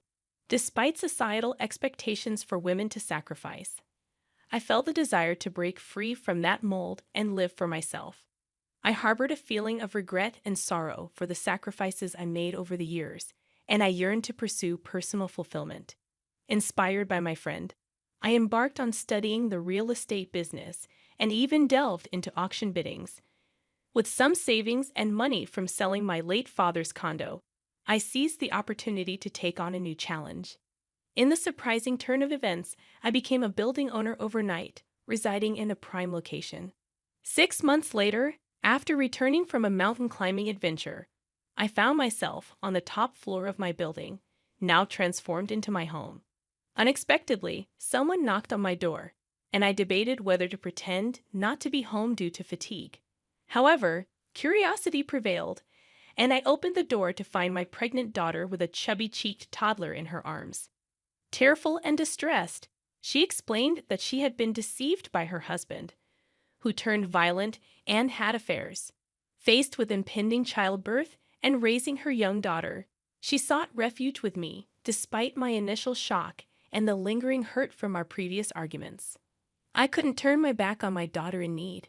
She revealed that she had heard about my newfound success in real estate and wanted assistance. Despite the painful history between us, she pleaded for help, pointing out that she had a share in the money I had acquired from my wedding savings and inheritance.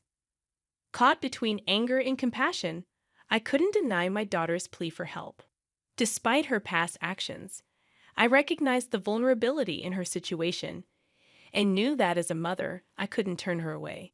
The complexities of our relationship resurfaced, prompting me to grapple with the tangled emotions of love, disappointment, and the inevitability of family ties. I confronted her, saying, "I was the one who saved money for your education and your wedding, but you told me to get out of your life. Do I need to give you money now?" I only said that, but I didn't get any money back from you. It seems that in front of money, there is no use for the bond between a parent and a child. Now that you have money, you don't need a daughter, right? No matter what, I am still your daughter, so I have a right to your money too. I was once very proud of you, thinking that it was because of me that you were able to attend Harvard. But now I see that it was all in vain. I guess I was too busy making a living that I couldn't teach you to be a decent human being. I raised you as someone who is so selfish and can only think of yourself.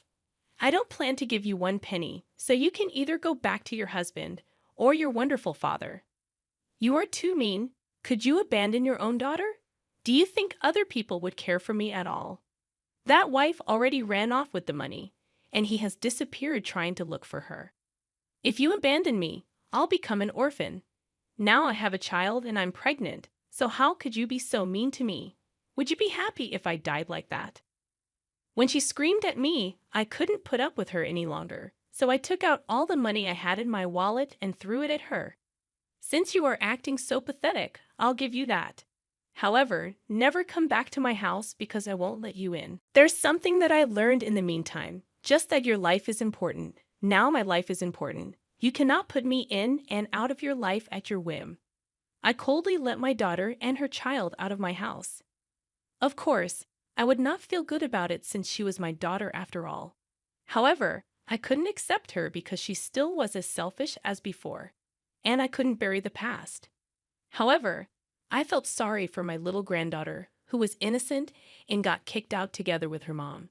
After that, my daughter was too proud and never came to see me again. To be honest, I knew that she was such a daughter. So, has she repented for her past acts and begged me for forgiveness out of a quest? Pretending I was reluctant, but would have found ways to punish her wayward husband. But I was so disappointed that if she erased me from her life to marry her husband, she should have lived happily. Why did my husband and my daughter turn out that way, even though I lived a hard life? Now I see that the only person who is living a life the way I want to is only me alone. Thus, if anyone is living a life like I did on behalf of others, I want to say this one thing for sure. No matter how strong your relationship is with another person, be sure to take care of your life first. Even if everyone in this world betrays you, you will not betray yourself. In the end, happiness is not what you do for others, but what you do for yourself. I want to give that message through my story here.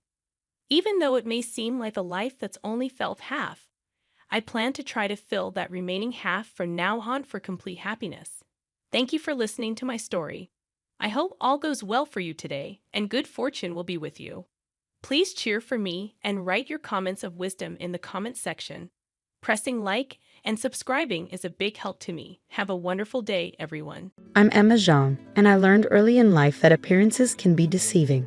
Growing up in a modest apartment above my parents' small grocery store, I watched them work tirelessly, saving every penny they could. What our neighbors didn't know was that my parents were silent investors in several successful tech startups, teaching me that true wealth doesn't need to announce itself.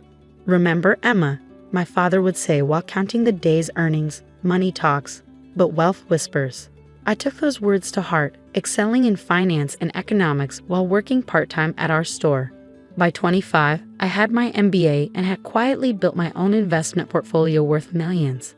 But I kept my success private, preferring to be underestimated rather than invade. That's how I met Michael. It was a rainy Tuesday at the local coffee shop where I often worked on my laptop, managing my investments while appearing to be just another young professional. Michael rushed in, drenched and frantically checking his watch. "The register's card reader is down," the barista announced apologetically. Michael patted his pockets, realizing he'd left his wallet at home. I noticed his expensive but worn briefcase, a gift from someone special, perhaps, and his kind eyes. "I've got it," I said, stepping up to pay. "Oh no, I couldn't," he started to protest. "Consider it karma," I smiled. "Maybe you can return the favor someday." That favor came in the form of dinner the following week. Michael was charming, genuine, and refreshingly down to earth. He worked as a middle manager at Preston Financial, one of the city's largest investment firms. "It's not the most exciting job," he admitted over pasta, "but it's stable." I liked that he wasn't trying to impress me with false bravado. "Stability is underrated," I replied, thinking of my own carefully managed portfolio. What I didn't mention was that I already owned a significant number of shares in Preston Financial. I've been watching the company for months, noting its potential and its problems. The current management was old school, resistant to necessary technological updates that could streamline their operations. Our relationship blossomed naturally. Michael was kind, honest, and treated everyone with respect, from CEO to janitor. After a year of dating, he proposed with his grandmother's ring. "It's not much," he said nervously, "but it's been in the family for generations." "It's perfect," I assured him, meaning it. The ring's value wasn't in its modest diamond, but in its history of love. Then I met his family, and everything changed. Michael's sister, Catherine, worked as a senior analyst at Preston Financial. She'd fast-tracked her way up through office politics and family connections. From our first meeting, she made it clear she found me lacking. "So what do you do?" she asked during our first family dinner, wine glass dangling from manicured fingers. "I'm a secretary at Rivera Corp," I said, using my cover job. I did actually work there part-time, mainly to maintain my understanding of day-to-day operations in the finance world. "Oh," Catherine exchanged looks with their mother, Eleanor. "How quaint." Michael always did have a soft spot for charity cases. Michael shifted uncomfortably but said nothing. That silence would become a pattern. After we married, Catherine's disdain grew more obvious. She worked at the same Preston Financial branch as Michael, and her comments became more frequent and cutting. "You know," she told Michael loudly at the office Christmas party, "Sandra from accounting is single now. She's a junior partner, Michael. Much more suitable."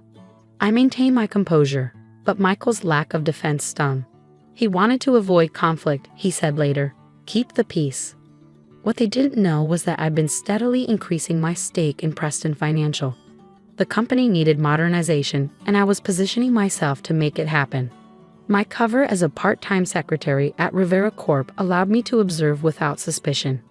Then came the merger announcement. Preston Financial was joining forces with Rivera Corp, where I supposedly worked as a secretary. The move would double the company's market share, if it succeeded. Catherine was ecstatic, seeing an opportunity for advancement. Finally, a chance to show the board what real talent looks like, she bragged at family dinner. Unlike some people who can barely manage a filing cabinet. Eleanor, my mother-in-law, nodded approvingly. "It's important to have ambition, dear. Not everyone is content with mediocrity." Her eyes flickered to me. Michael studied his plate. What they didn't know was that I'd orchestrated the merger through shell companies and careful negotiations. I owned 40% of Rivera Corp, soon to be 40% of the merged Preston Rivera Financial Group. The annual company gala would announce the merger's completion. Catherine insisted on having it at her country club, making sure I knew the usual membership fee. But don't worry, she smiled sweetly, staff can use the service entrance. The night of the gala arrived. I wore a simple black dress, expensive but understated. Catherine sashayed around in designer silk, introducing Michael to more appropriate women. "Oh, Emma," she called out loudly as I stood alone near the appetizers. The catering staff needed help in the kitchen. I told them you feel right at home there. Laughter rippled through her circle of sycophants. Michael, across the room, pretended to be engrossed in conversation. That's when Mr. Harrison, the CEO of Rivera Corp., walked in. He spotted me immediately. "Mrs. John," he called out warmly. "The woman of the hour." Catherine frowned. "Excuse me?" Mr. Harrison continued, "Everyone, I'd like to introduce our new Chief Financial Officer and major shareholder, Emma Zhang. Without her vision for this merger, none of us would be here tonight." The room fell silent. Catherine's champagne glass slipped from her fingers, shattering on the marble floor. "That's impossible," she stammered. "She's a secretary." "Oh, I did work at Rivera Corp.," I said calmly. "Best way to understand a company is from the ground up. But I've also been one of the largest shareholders in both Preston Financial and Rivera Corp. For the past 3 years. Eleanor's face had turned an interesting shade of purple. But the country club membership. "I've been a member for 5 years, I replied. "I'm on the board, actually. Interesting that we never ran into each other, Catherine." Michael pushed through the crowd, his face a mix of shock and something else. Shame, perhaps. "Emma," he started, "why didn't you tell me?" I met his gaze steadily. Would it have changed anything? Would you have finally stood up to them? Before he could answer, Catherine found her voice. "This is ridiculous. I've worked here for 8 years. I've earned my position." About that, Mr. Harrison interjected. "Mrs. Zhang has brought some concerning documents to our attention. Something about unauthorized trades under client accounts." Catherine's face went from red to white in an instant. "We'll need to discuss this in detail on Monday," he continued. "For now, I suggest you enjoy what might be your last company event." The rest of the evening passed in a blur of shocked faces and hasty congratulations. Eleanor and Catherine left early, claiming headaches. Michael kept trying to catch my eye, but I was busy with actual business discussions. Back at home, the silence was deafening. All this time, Michael finally said, "You let them treat you like that." "Why?" "Because I needed to see who people really were," I replied. "Money changes how people treat you. I wanted to know if I could count on you to stand by me regardless of my bank account." "And did I pass that test?" he asked quietly. I looked at him for a long moment. "What do you think?" The next morning, I headed to my new office early. The weekend security guard did a double take at my upgraded access badge. I was no longer entering through the side entrance as a visiting secretary. My phone had been buzzing nonstop since last night. Dozens of missed calls from Eleanor and Catherine, plus several texts from Michael. "Please come home. We need to talk. I know I messed up. Give me a chance to explain. Emma, I love you. Don't throw away our marriage over this." But I had work to do. The audit team had already gathered in the conference room, armed with the evidence I'd been collecting for months. "Mrs. Zhang," Mr. Harrison greeted me. "Shall we begin?"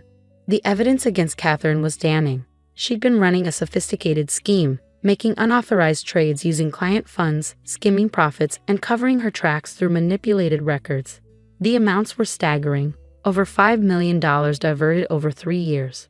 The clients never noticed because she was careful to target dormant accounts, the head auditor explained. Mostly elderly investors who didn't check their statements regularly. My stomach turned. Elderly investors. A quick check confirmed my suspicion. One of the affected accounts belonged to Michael's grandmother, the same one whose ring I wore. Catherine had stolen nearly $200,000 from her own grandmother's retirement fund. As we reviewed the documents, my assistant interrupted. "Mrs. Zhang, your mother-in-law is in the lobby. She's causing quite a scene." I sighed. "Send her up." Eleanor burst into the conference room, designer handbag swinging wildly. "How dare you? You manipulative. Scheming." "Mrs. Kennedy," Mr. Harrison cut in sharply. "This is a private meeting." "Private? Nothing's private anymore, thanks to this gold digger. Do you know what she's done to our family?" I met her gaze calmly. "Do you know what your daughter has done to your mother-in-law's retirement fund?" That stopped her cold. "What?" I slid the account statement across the table. Eleanor's face paled as she read the numbers. This must be a mistake, she whispered. No mistake, I replied. Catherine stole from her own grandmother and dozens of other retirees. Eleanor sank into a chair, her righteous anger deflating. But she said she was doing so well at work. She was, at fraud. I stood up. The police will be here within the hour. I suggest you get Catherine a good lawyer. As if on cue, Catherine burst into the room, Michael trailing behind her. You can't do this, she shrieked. I've worked to do hard. Save it for the police, Mr. Harrison interrupted. They're very interested in your creative accounting. Michael stepped forward. Emma, please. There must be another way. She's my sister. I looked at my husband, really looked at him. And I'm your wife. Or did you forget that every time she humiliated me? I didn't know about any of this. He gestured helplessly at the documents. You didn't want to know, I corrected. Just like you didn't want to see how they treated me. It was easier to stay quiet, wasn't it? Catherine's face had taken on a calculating look. I have dirt on other people too. If I go down. Save your threats. I cut her off. Every trade, every transfer, every doctored document has been traced. Your dirt won't save you from prison. Eleanor began to cry. Think of our family name. Like you thought of your mother's retirement? I asked quietly. She trusted you with her account, Catherine. They all did. The police arrived minutes later. As they led Catherine away in handcuffs, she turned to Michael one last time. Are you really going to let her destroy our family? Michael stood frozen, torn between family loyalty and moral obligation. In that moment, I made my decision. Send the divorce papers to my lawyer, I told him. I'll have my things out by tonight. Emma, wait. He caught my arm. I know I failed you. But please, give me a chance to make it right. I gently removed his hand. You had 3 years of chances. Every time they belittled me, every time they treated me like dirt. Those were chances to stand up for your wife. You chose your side long ago. The aftermath was swift and merciless. Catherine pleaded guilty to multiple counts of fraud and theft. She was sentenced to 8 years in prison in order to repay millions in restitution. Eleanor and Michael's father had to sell their country club membership and downsize their home to help cover Catherine's legal fees. I threw myself into transforming Preston Rivera Financial. We implemented stricter oversight measures, modernized our technology, and established a restitution fund for Catherine's victims. Michael's grandmother was the first to receive full compensation. Months passed. I granted Michael an amicable divorce, even letting him keep the apartment. Some called me too generous, but I remembered the kind man who'd forgotten his wallet that rainy day. He wasn't a bad person, just a weak one. One evening, as I worked late in my office, my assistant announced an unexpected visitor, Michael's grandmother. She walked in slowly, leaning on her cane, my former engagement ring glinting on her thin finger. Michael had returned it to her after our divorce. I owe you a visit, she said, settling into a chair, to thank you for protecting my retirement and to apologize. You have nothing to apologize for, I assured her. Oh, but I do. She reached into her purse and pulled out a small box. Inside was the engagement ring. I want you to keep this. I couldn't possibly. You protected not just my savings, but my dignity. That's worth more than any ring. She smiled sadly. Besides, you were always more of a granddaughter to me than Catherine. After she left, I stood at my office window, watching the city lights flicker on. The ring sat on my desk, a reminder that true worth isn't in what we own, but in what we stand for. Eleanor still tries to contact me occasionally, usually when she needs money. Catherine writes from prison, alternating between threats and pleas for help with her appeal. I forward all communication to my lawyers. Michael sent me one final email. I finally understand what real strength looks like. It's not in keeping the peace, but in standing up for what's right. I'm sorry I learned that lesson too late. Take care of yourself, Emma. I did keep the ring, not as a reminder of what I'd lost, but of what I'd gained, self-respect, clarity, and the knowledge that sometimes the greatest wealth lies in being true to yourself. Last week, I approved a new financial literacy program for seniors, free workshops to help them protect their investments. We named it after Michael's grandmother. It felt right, turning past pain into future protection. The morning sun streams through my office window as I review the latest merger proposals. My father's words echo in my mind. Money talks, but wealth whispers. He was right, but he forgot one thing. Integrity roars. And that's a sound that even the highest walls of privilege can't silence.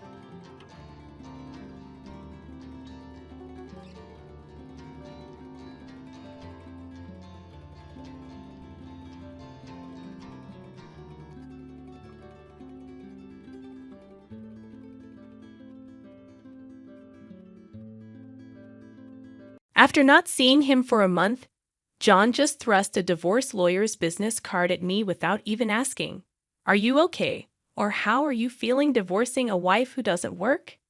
Pay me $1,000 a month as alimony. Sounds good. Take care." John chuckled as he said this, standing beside him. Emily was wrapping her arm around his, wearing a similar smug expression. "Fine, let's divorce then." I said it so casually that John seemed a bit surprised, but he quickly shared his smile with Emily. Good thing John isn't much of a thinker.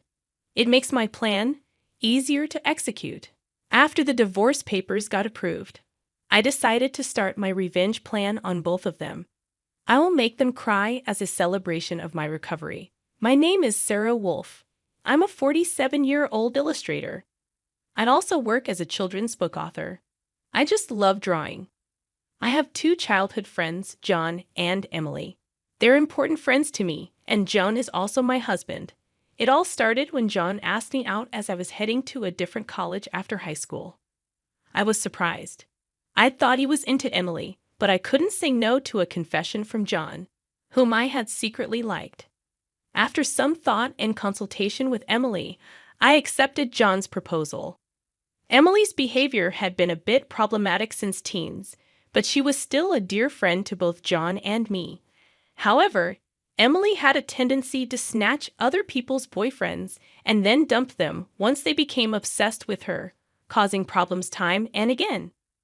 Her parents were concerned, so John and I often spent time with her to watch over her.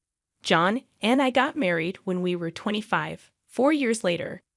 Emily brought her fiancé into our lives. His name was George, a professional working for a top-tier company. Nice to meet you, Sarah and John. I've heard so much about you. Looking forward to our future together. George was very polite, and we all got along immediately. We would get together during holidays and vacations, taking trips or going on long train rides to enjoy some drinks. However, things started falling apart after Emily got pregnant 2 years into her marriage. John and I originally had many siblings, so there was no worry about an heir. So we decided we didn't need children. Both of us loved kids, but weren't keen on actively caring for them. Besides, we loved our freedom to travel and enjoy drinks. We often found it heartwarming to see families with children, but it was never more or less than that. When Emily announced her pregnancy, John's attitude started to change.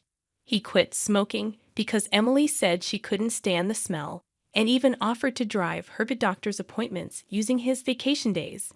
I warned him, "George might get upset if you're always with Emily." But John argued back, "You have work, don't you? She's our childhood friend, and she's reaching out for help. You're heartless." I said, "I've been buying things and helping where I can, but going with her to the obstetrician is crossing the line." When I said that, John frowned, and then he glared at me. "Why?" "Because Emily wants it, right? She says she's anxious about the checkup. I can't just let her go alone if she's anxious. All the more reason for George to go with her, right? If you go with her every time, it's almost like you're the father of the baby in her belly. John jealous? You're not going to get pregnant anyway, so what's the problem?" He didn't take my concerns seriously, and instead started to snap, saying I was being annoying. We had hardly ever had a fight during our marriage, but things changed when Emily got pregnant. Our arguments increased, and that didn't change even after Emily gave birth. In fact, John started spending even more time with Emily and their child, Emma. But when Emma was 6, an incident occurred. It had to do with the attendees of Emma's graduation ceremonies. The day before the graduation, John suddenly started rummaging through the closet. "John, what are you doing?" Have a meeting tomorrow. John's workplace had a casual dress code, but there was a rule to wear a suit during client meetings, so he always kept a few suits ready. But they were all thrown on the bed now. Ah, no, just trying to decide what to wear for the graduation ceremony. What? You're seriously thinking of attending the graduation? Yeah, George, can't make it. Emily asked me. Wait, that's absurd. No matter how you look at it. I inadvertently raised my voice in denial. Immediately, John's face turned sour. I knew he occasionally picked Emma up from kindergarten, and I had done so myself when asked, yet it was nonsensical for a childhood friend who wasn't even a biological parent to attend a graduation ceremony. What? You still doubt me and Emily? I'm disappointed that you can't even help out. That's not the point. Point anyway. I'm attending the graduation tomorrow, so iron a shirt properly. John said that and abruptly ended the conversation, leaving me behind and going to the bedroom. I had no choice but to call Emily. Hello, Emily. About tomorrow. Sorry about tomorrow. I'm borrowing John. But won't George be upset about the graduation attendance, Sarah? What are you talking about? Obviously, I haven't told George that the graduation is tomorrow. I'll tell him after the ceremony. I was shocked to learn that George didn't know about the graduation schedule. Upon further questioning, it seemed that Emily hadn't informed George about any of the kindergarten events so far, and John had been acting as the father at the kindergarten, which made me dizzy with its selfishness. Wait a minute, Emily. Isn't that extremely unreasonable? It's disrespectful to George, and just because he's a childhood friend, eh? What's wrong? Sarah, you're scary. Well, see you tomorrow. Wait, Emily. I was trembling with anger at Emily, who unilaterally hung up the phone. Still, in the end, I ironed a shirt, prepared a tie, and the next morning saw John off to Emma's graduation ceremony. Since then, Emily and John started going out more frequently, from once a month to once a week, and then to 3 times a week. Eventually, even George seemed to have some suspicions, and one day, while John and Emily were out, he visited our house alone. I'm sorry for visiting you late at night. There's something that's been bothering me. Is it about the 2 of them? Yes, I would like you to take a look at this. George showed me the GPS history he had installed in Emily's car. It showed that she had been staying at a hotel 3 times a week. All of those days, she was out with John, and just by looking at George's face, I understood what that meant. What do you want to do, George? I want to take revenge on those 2. Me too. I can't forgive them for betraying us after all this time. We started planning our revenge on them secretly. First, I started by increasing my income because I had been saving by doing housework and taking care of Emma. My income had drastically decreased. George switched to working from home. And when Emily and John would go out, he would bring Emma to my house, and we would take care of her together. Neither Emily nor John realized that we knew about their relationship, and we were able to gather solid evidence. Once we had collected enough evidence and were ready to take our revenge, we discovered a shocking truth about Emma. George and I struggled with the decision, but we both agreed that we didn't want to hurt young Emma, so we decided to wait until she was an adult to take our revenge. However, even though we decided to endure for 10 years, I was struck with a serious illness. I needed long-term hospitalization, and even at best, I wouldn't be discharged for at least 2 years. Although I could work from the hospital room, it was certain that I would have to reduce my workload. After informing George about the situation, I consulted John. However, John's reaction was no different from when we were making small talk. I'll visit you once in a while. I felt that John no longer had any affection for me, as he didn't even ask about my condition or the name of the disease. In reality, John only visited once a month or once every 2 months, and after Emma's 15th birthday, she started acting strangely. Although she used to visit me almost every day right after I was hospitalized, she became distant after her 15th birthday. However, neither George nor I could figure out why, and we were puzzled. Even when we asked Emma, she just said, "Don't worry about it." However, we ended up learning the reason from John, who rarely showed up. "Hey, it's been a while." "Yeah, it has." John, who had completely transformed into a flashy appearance, walked in without even knocking. After not seeing him for a month, John just thrust a divorce lawyer's business card at me without even asking, "Are you okay?" or "How are you feeling divorcing a wife who doesn't work? Pay me $1,000 a month as alimony. That's the deal. So take care," John said, grinning from ear to ear. Beside him, Emily wrapped her arms around John's with a similar expression on her face. "Fine, let's divorce then," I casually agreed, which seemed to surprise John for a moment. But he quickly exchanged smiles with Emily. It was good that John wasn't the type to think too deeply. That's why my plan worked so well. After receiving a notification that the divorce was finalized from John, I decided to start my revenge plan against the two of them. I will make them cry as a celebration of my recovery. I promptly started to take action. First, I contacted George to transfer hospitals. Then I informed my lawyer that they would be mediating between the two parties from now on. George also began to act at the same time. He moved near my new hospital with Emma, and he started to visit me frequently. Emma still had a gloomy expression, but I was happy that she came to see me every day. Most of my belongings were already in the hospital room. So I told John to dispose of the rest. I didn't want to bring anything that the two of them might have touched into my new life. Once the hospital transfer and George and Emma's move settled down, I received a call from John. I had only left my seat for a few minutes, but my smartphone already showed 30 missed calls. I answered the phone, feeling exasperated. "What? Hey, what the hell is going on?" I could hear the voice of a troubled real estate agent behind John's panicked voice. I also heard Emily yelling, which made me feel sick. "What do you mean? What's going on? It's obviously about the house. Why'd we have to move out?" John shouted at me as if it wasn't his fault at all. I replied to him coolly, "Obviously, because that's my house." "Huh." John seemed to have completely forgotten. But the truth was the house we lived in was a room I rented as a workspace. When I started to make a living as a freelancer, at that time, I didn't have enough income to maintain two houses, and John didn't have enough income to live alone. So he ended up moving into my place. Therefore, Jan had never paid the rent or utility bills for that room. Although I received some money from him for living expenses, it wasn't enough to maintain the place. Unfortunately, that room was already canceled.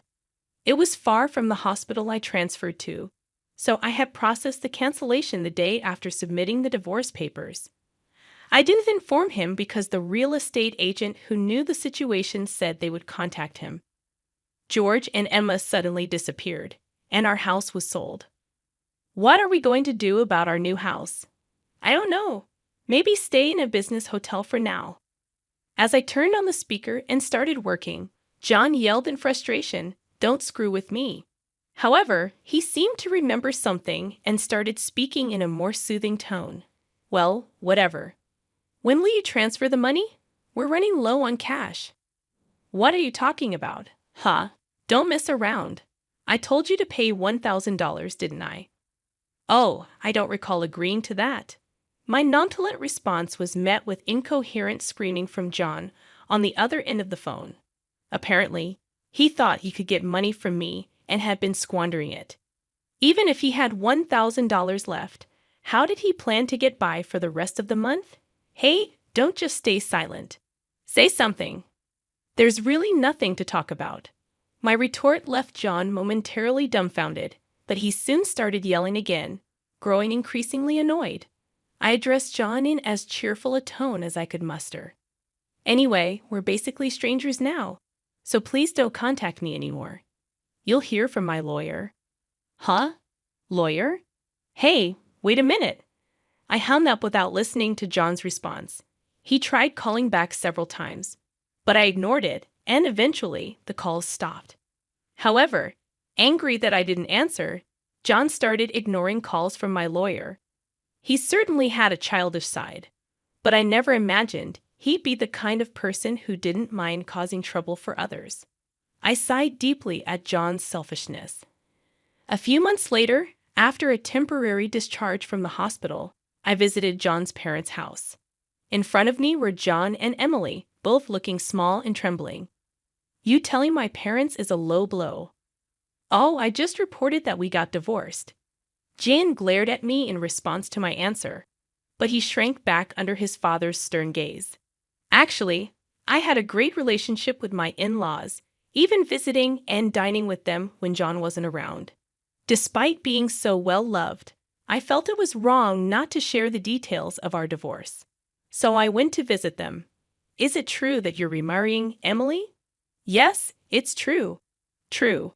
Emily, Emma, and are going to start over as a family." "What are you talking about? Your only family is Sarah." "She's not my family anymore." John's words made his father frown with a look that seemed to say, "Give me a break." John shook his head a few times, then handed me a piece of paper. It was a bill from a nearby luxury hotel. "What's this?" "It's the bill from the hotel we stayed at." John, acting as if it was obvious, pointed at the bill on the table, then suddenly collapsed. "Oh, what the heck, Mom? I didn't raise you to be like this." My mother-in-law, gasping for breath, was met with a look of disbelief from John. Next to him, Emily wore the same expression. "Why are you so angry? It's just that the family is changing because I'm getting married. Plus, you'll have a grandchild, a blood-related one at that. Aren't you happy? You two didn't." My mother-in-law, looking as if she couldn't believe what she was seeing, glanced at Emily, then turned her gaze to me. Both my in-laws understood that I didn't want children and still treated me as their own daughter. Of course, they treated Emily, my childhood friend, similarly. But there was always a boundary between a daughter-in-law and a friend. I remembered Emily often complaining about that. So I was certain my mother-in-law wouldn't be happy about this situation, and Emily should have known it too. "You dote on Emma, right? It'll be your grandchild, so you'll be happy, right? It's because she's a child I've known since she was little." "Oh, but half of her blood is from John, right?"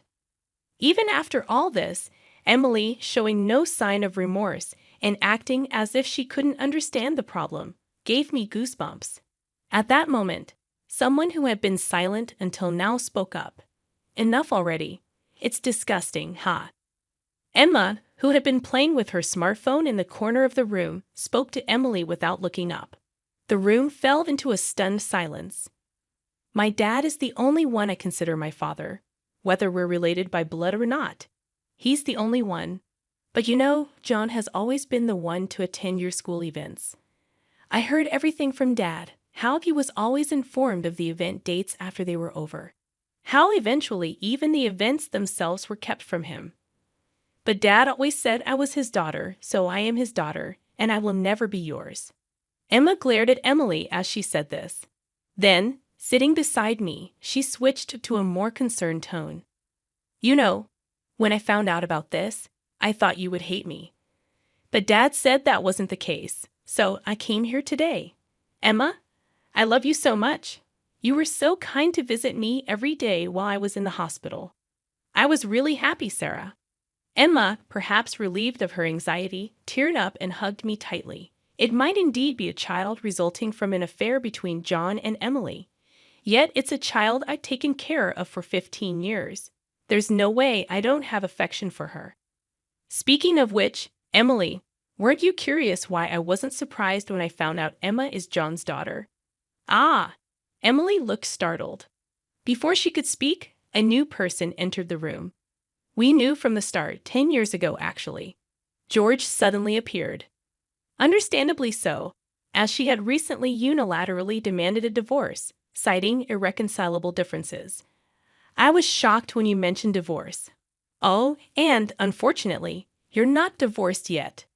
The divorce papers are still here. Didn't you notice?" "What?" I figured it wasn't in Emily and John's nature to confirm things. But I couldn't help but be stunned that Emily, despite the 100-day waiting period for women to remarry, hadn't noticed for months. So, Emily is still my wife, and Emma is still my daughter. Well, since there won't be a wife though.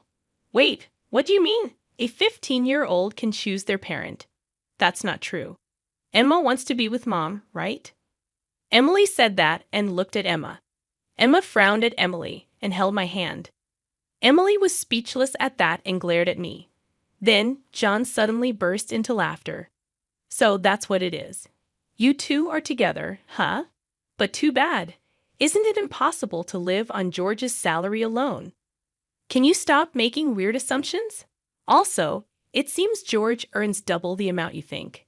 Emily knows about it, huh? It's probably a bluff. A lol. Besides, it's impossible for you to work while dealing with your illness. You'll just die miserably somewhere. This time, I laughed at John's huge misunderstanding. John, seeing me suddenly start laughing, was getting frustrated. You didn't know about my income, did you, huh? It's probably just a bit more than a part-time job. No, it's different.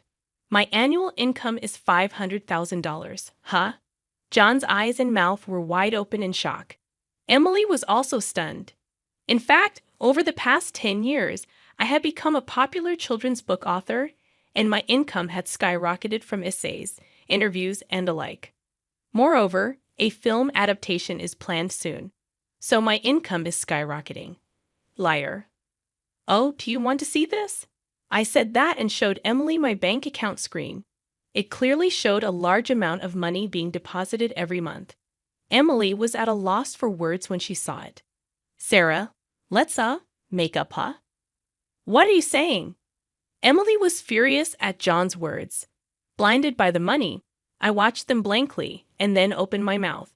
Well, if you want to get married, feel free. Oh, and I'll definitely take the compensation for damages, Sarah. Wait, Sarah. Ignoring John's words, I took Emma's hand, and after saying goodbye to my in-laws, I left their house. John originally worked at my father-in-law's company, but it was revealed that he was lying about going out for sales, and he was fired. My father-in-law planned to forcibly put him on a friend's fishing boat and work him to the bone. Working on a fishing boat was tough for an indoor-loving John, and he contacted me several times. But each time, I notified my father-in-law, and eventually, the calls stopped. Emily lost custody to George and got divorced. She seemed uninterested in John, who couldn't afford luxuries and didn't seem to chase after him. She was disowned by her family and lived alone in a rundown apartment. She hadn't worked at all since getting married, and since she had always made others do things for her, she couldn't do anything herself. And there were hardly any places that would hire her as a full-time employee. Still, she had to pay for her living expenses and child support, so she worked multiple part-time jobs and barely made ends meet. After entering high school, Emma worked hard every day to study abroad and go to a prestigious university overseas. Being originally diligent, her dream is to translate my picture books and deliver them to children all over the world, which makes me happy. As for me, my picture books are selling well, and I am receiving more and more offers for anime adaptations and merchandise. My illness is also progressing well, and although I am still hospitalized, my doctor recently told me that I might be able to leave the hospital next year. And one more thing. George and Emma come to visit me every day. Actually, George recently confessed to me with remarriage in mind. I haven't given my answer yet, but I can't help but have feelings for him. He said he wants to live together when I leave the hospital. While thinking about what to answer, I work on my picture books every day, hoping for a happy future for us. I weave stories again today. After not seeing him for a month, John just thrust a divorce lawyer's business card at me without even asking, "Are you okay? Or how are you feeling divorcing a wife who doesn't work? Pay me $1,000 a month as alimony. Sounds good. Take care."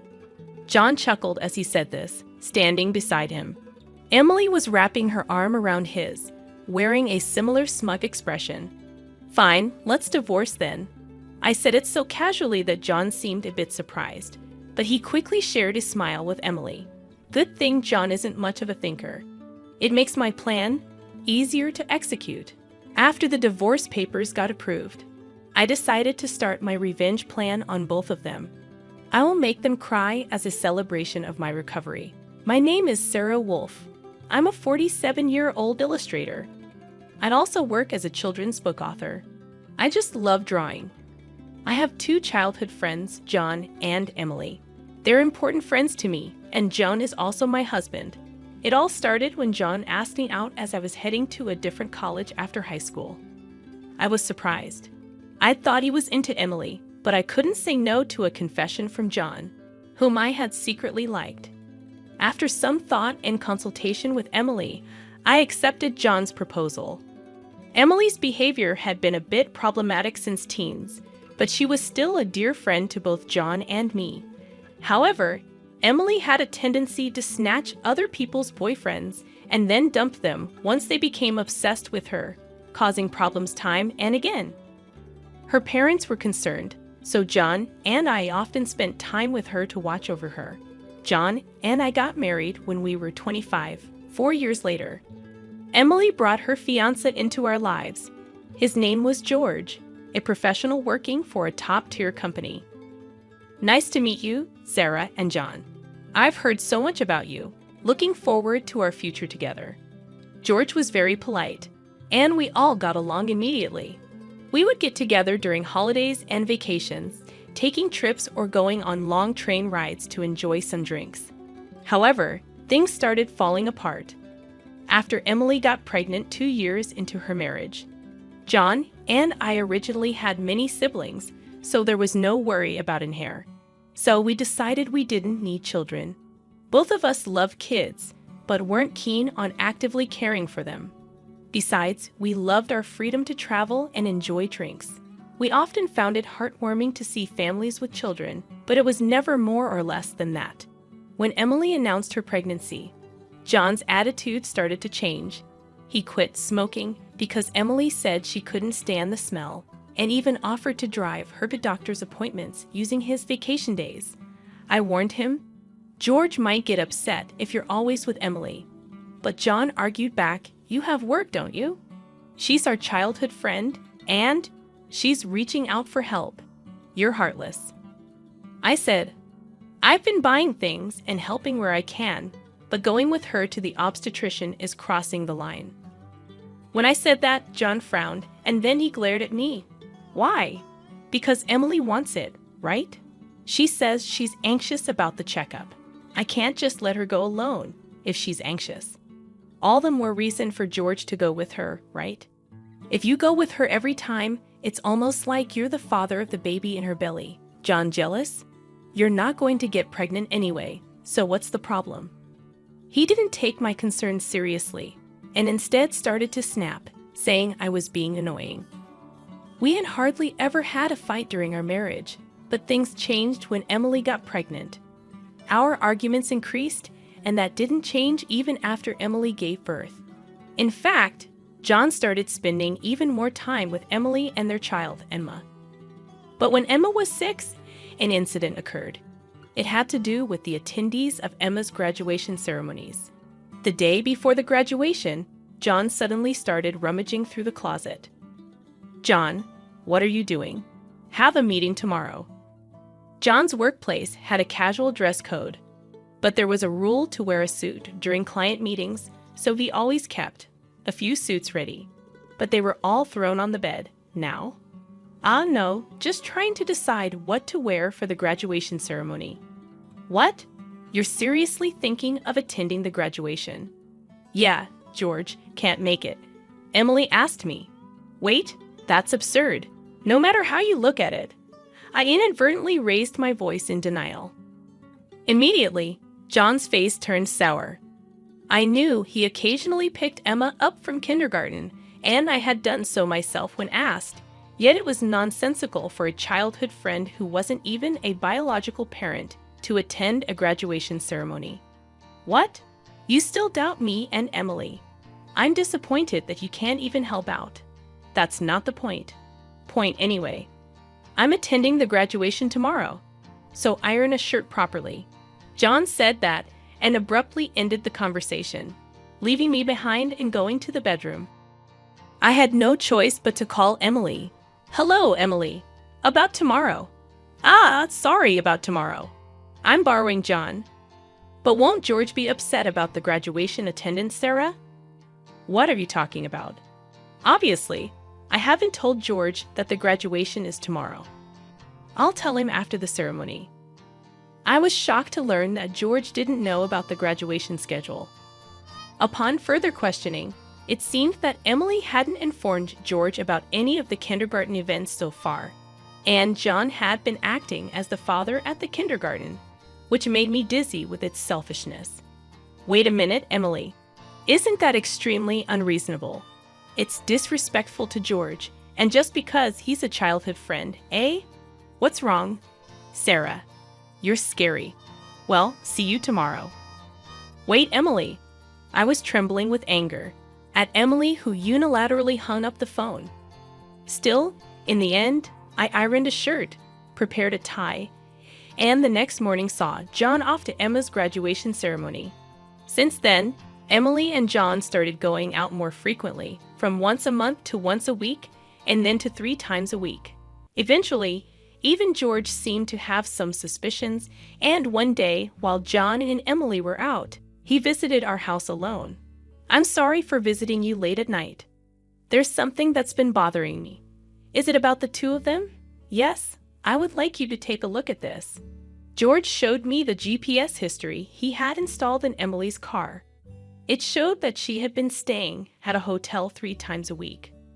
All of those days, she was out with John, and just by looking at George's face, I understood what that meant. "What do you want to do, George?" "I want to take revenge on those 2. Me too. I can't forgive them for betraying us after all this time." We started planning our revenge on them secretly. First, I started by increasing my income because I had been saving by doing housework and taking care of Emma. My income had drastically decreased. George switched to working from home. And when Emily and John would go out, he would bring Emma to my house, and we would take care of her together.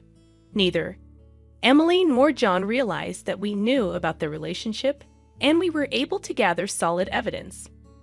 Once we had collected enough evidence and were ready to take our revenge, we discovered a shocking truth about Emma. George and I struggled with the decision, but we both agreed that we didn't want to hurt young Emma, so we decided to wait until she was an adult to take our revenge. However, even though we decided to endure for 10 years, I was struck with a serious illness. I needed long-term hospitalization, and even at best, I wouldn't be discharged for at least 2 years. Although I could work from the hospital room, it was certain that I would have to reduce my workload.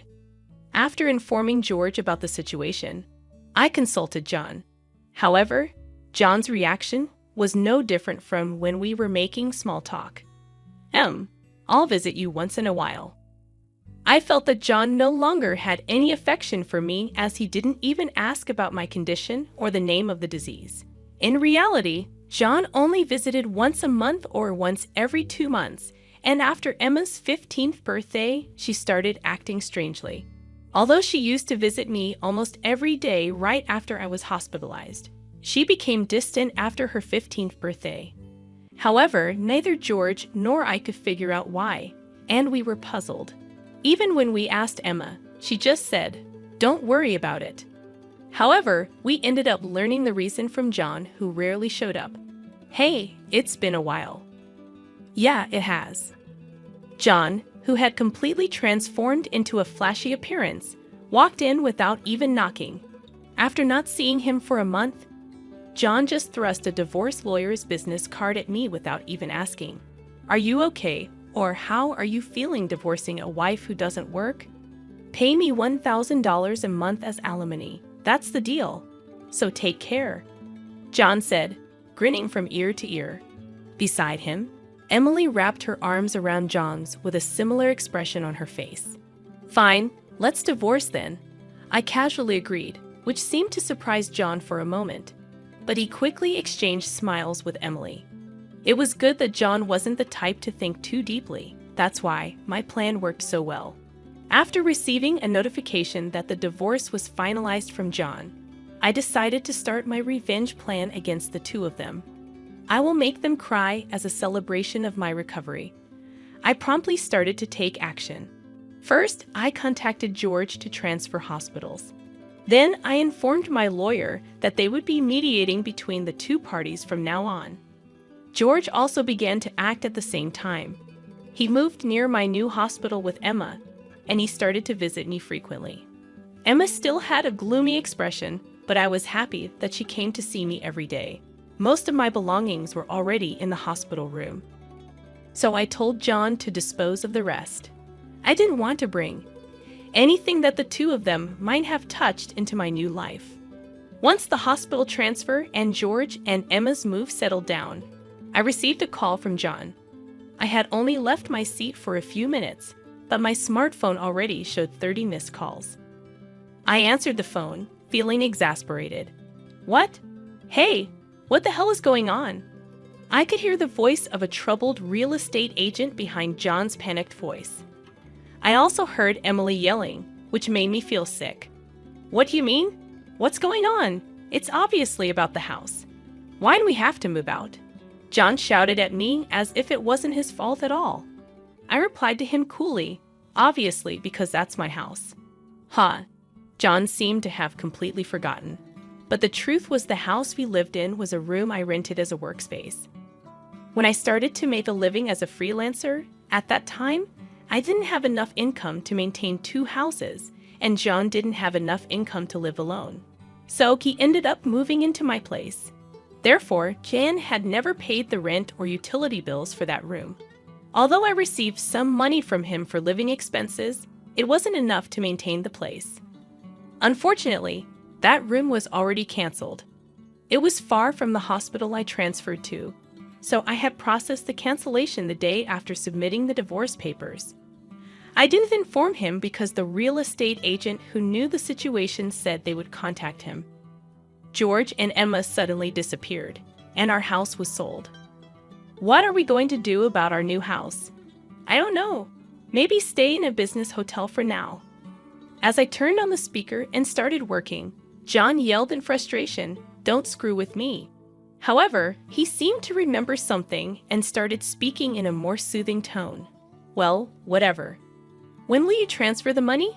We're running low on cash. What are you talking about? Don't mess around. I told you to pay $1,000, didn't I? Oh, I don't recall agreeing to that. My nonchalant response was met with incoherent screaming from John on the other end of the phone. Apparently, he thought he could get money from me and had been squandering it. Even if he had $1,000 left, how did he plan to get by for the rest of the month? Hey, don't just stay silent. Say something. There's really nothing to talk about. My retort left John momentarily dumbfounded, but he soon started yelling again, growing increasingly annoyed. I addressed John in as cheerful a tone as I could muster. Anyway, we're basically strangers now, so please don't contact me anymore. You'll hear from my lawyer. Lawyer? Hey, wait a minute. I hung up without listening to John's response. He tried calling back several times, but I ignored it, and eventually the calls stopped. However, angry that I didn't answer, John started ignoring calls from my lawyer. He certainly had a childish side, but I never imagined he'd be the kind of person who didn't mind causing trouble for others. I sighed deeply at John's selfishness. A few months later, after a temporary discharge from the hospital, I visited John's parents' house. In front of me were John and Emily, both looking small and trembling. You telling my parents is a low blow. Oh, I just reported that we got divorced. Jan glared at me in response to my answer, but he shrank back under his father's stern gaze. Actually, I had a great relationship with my in-laws, even visiting and dining with them when John wasn't around. Despite being so well-loved, I felt it was wrong not to share the details of our divorce. So I went to visit them. Is it true that you're remarrying Emily? Yes, it's true. True. Emily, Emma, and are going to start over as a family. What are you talking about? Your only family is Sarah. She's not my family anymore. John's words made his father frown with a look that seemed to say, "Give me a break." John shook his head a few times, then handed me a piece of paper. It was a bill from a nearby luxury hotel. "What's this?" "It's the bill from the hotel we stayed at." John, acting as if it was obvious, pointed at the bill on the table, then suddenly collapsed. "Oh, what the heck, Mom? I didn't raise you to be like this." My mother-in-law, gasping for breath, was met with a look of disbelief from John. Next to him, Emily wore the same expression. "Why are you so angry? It's just that the family is changing because I'm getting married. Plus, you'll have a grandchild, a blood-related one at that. Aren't you happy? You two didn't." My mother-in-law, looking as if she couldn't believe what she was seeing, glanced at Emily, then turned her gaze to me. Both my in-laws understood that I didn't want children and still treated me as their own daughter. Of course, they treated Emily, my childhood friend, similarly. But there was always a boundary between a daughter-in-law and a friend. I remembered Emily often complaining about that. So I was certain my mother-in-law wouldn't be happy about this situation, and Emily should have known it too. "You dote on Emma, right? It'll be your grandchild, so you'll be happy, right? It's because she's a child I've known since she was little." "Oh, but half of her blood is from John, right?" Even after all this, Emily, showing no sign of remorse and acting as if she couldn't understand the problem, gave me goosebumps. At that moment, someone who had been silent until now spoke up. "Enough already. It's disgusting, huh?" Emma, who had been playing with her smartphone in the corner of the room, spoke to Emily without looking up. The room fell into a stunned silence. My dad is the only one I consider my father, whether we're related by blood or not. He's the only one. But you know, John has always been the one to attend your school events. I heard everything from Dad, how he was always informed of the event dates after they were over, how eventually even the events themselves were kept from him. But Dad always said I was his daughter, so I am his daughter, and I will never be yours. Emma glared at Emily as she said this. Then, sitting beside me, she switched to a more concerned tone. "You know, when I found out about this, I thought you would hate me. But Dad said that wasn't the case, so I came here today. Emma, I love you so much. You were so kind to visit me every day while I was in the hospital. I was really happy, Sarah." Emma, perhaps relieved of her anxiety, teared up and hugged me tightly. It might indeed be a child resulting from an affair between John and Emily. Yet it's a child I've taken care of for 15 years. There's no way I don't have affection for her. Speaking of which, Emily, weren't you curious why I wasn't surprised when I found out Emma is John's daughter? Ah! Emily looked startled. Before she could speak, a new person entered the room. We knew from the start, 10 years ago actually. George suddenly appeared. Understandably so, as she had recently unilaterally demanded a divorce, citing irreconcilable differences. I was shocked when you mentioned divorce. Oh, and unfortunately, you're not divorced yet. The divorce papers are still here. Didn't you notice? What? I figured it wasn't in Emily and John's nature to confirm things. But I couldn't help but be stunned that Emily, despite the 100-day waiting period for women to remarry, hadn't noticed for months. So, Emily is still my wife, and Emma is still my daughter. Well, since there won't be a wife though. Wait, what do you mean? A 15-year-old can choose their parent. That's not true. Emma wants to be with Mom, right? Emily said that and looked at Emma. Emma frowned at Emily and held my hand. Emily was speechless at that and glared at me. Then, John suddenly burst into laughter. So that's what it is. You two are together, huh? But too bad. Isn't it impossible to live on George's salary alone? Can you stop making weird assumptions? Also, it seems George earns double the amount you think. Emily knows about it, huh? It's probably a bluff. A lol. Besides, it's impossible for you to work while dealing with your illness. You'll just die miserably somewhere. This time, I laughed at John's huge misunderstanding. John, seeing me suddenly start laughing, was getting frustrated. You didn't know about my income, did you, huh? It's probably just a bit more than a part-time job. No, it's different. My annual income is $500,000, huh? John's eyes and mouth were wide open in shock. Emily was also stunned.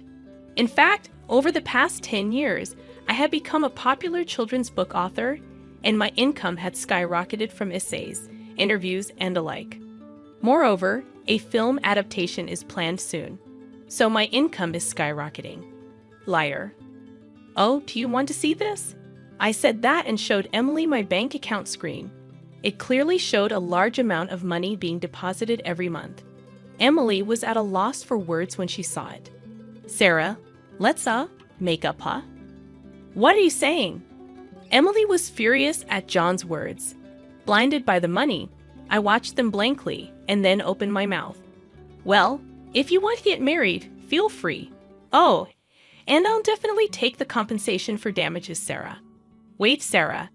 Ignoring John's words, I took Emma's hand, and after saying goodbye to my in-laws, I left their house. John originally worked at my father-in-law's company, but it was revealed that he was lying about going out for sales, and he was fired. My father-in-law planned to forcibly put him on a friend's fishing boat and work him to the bone. Working on a fishing boat was tough for an indoor-loving John, and he contacted me several times. But each time, I notified my father-in-law, and eventually, the calls stopped. Emily lost custody to George and got divorced. She seemed uninterested in John, who couldn't afford luxuries and didn't seem to chase after him. She was disowned by her family and lived alone in a rundown apartment. She hadn't worked at all since getting married, and since she had always made others do things for her, she couldn't do anything herself. And there were hardly any places that would hire her as a full-time employee. Still, she had to pay for her living expenses and child support, so she worked multiple part-time jobs and barely made ends meet. After entering high school, Emma worked hard every day to study abroad and go to a prestigious university overseas. Being originally diligent, her dream is to translate my picture books and deliver them to children all over the world, which makes me happy. As for me, my picture books are selling well, and I am receiving more and more offers for anime adaptations and merchandise. My illness is also progressing well, and although I am still hospitalized, my doctor recently told me that I might be able to leave the hospital next year. And one more thing, George and Emma come to visit me every day. Actually, George recently confessed to me with remarriage in mind. I haven't given my answer yet, but I can't help but have feelings for him. He said he wants to live together when I leave the hospital. While thinking about what to answer, I work on my picture books every day, hoping for a happy future for us. I weave stories again today.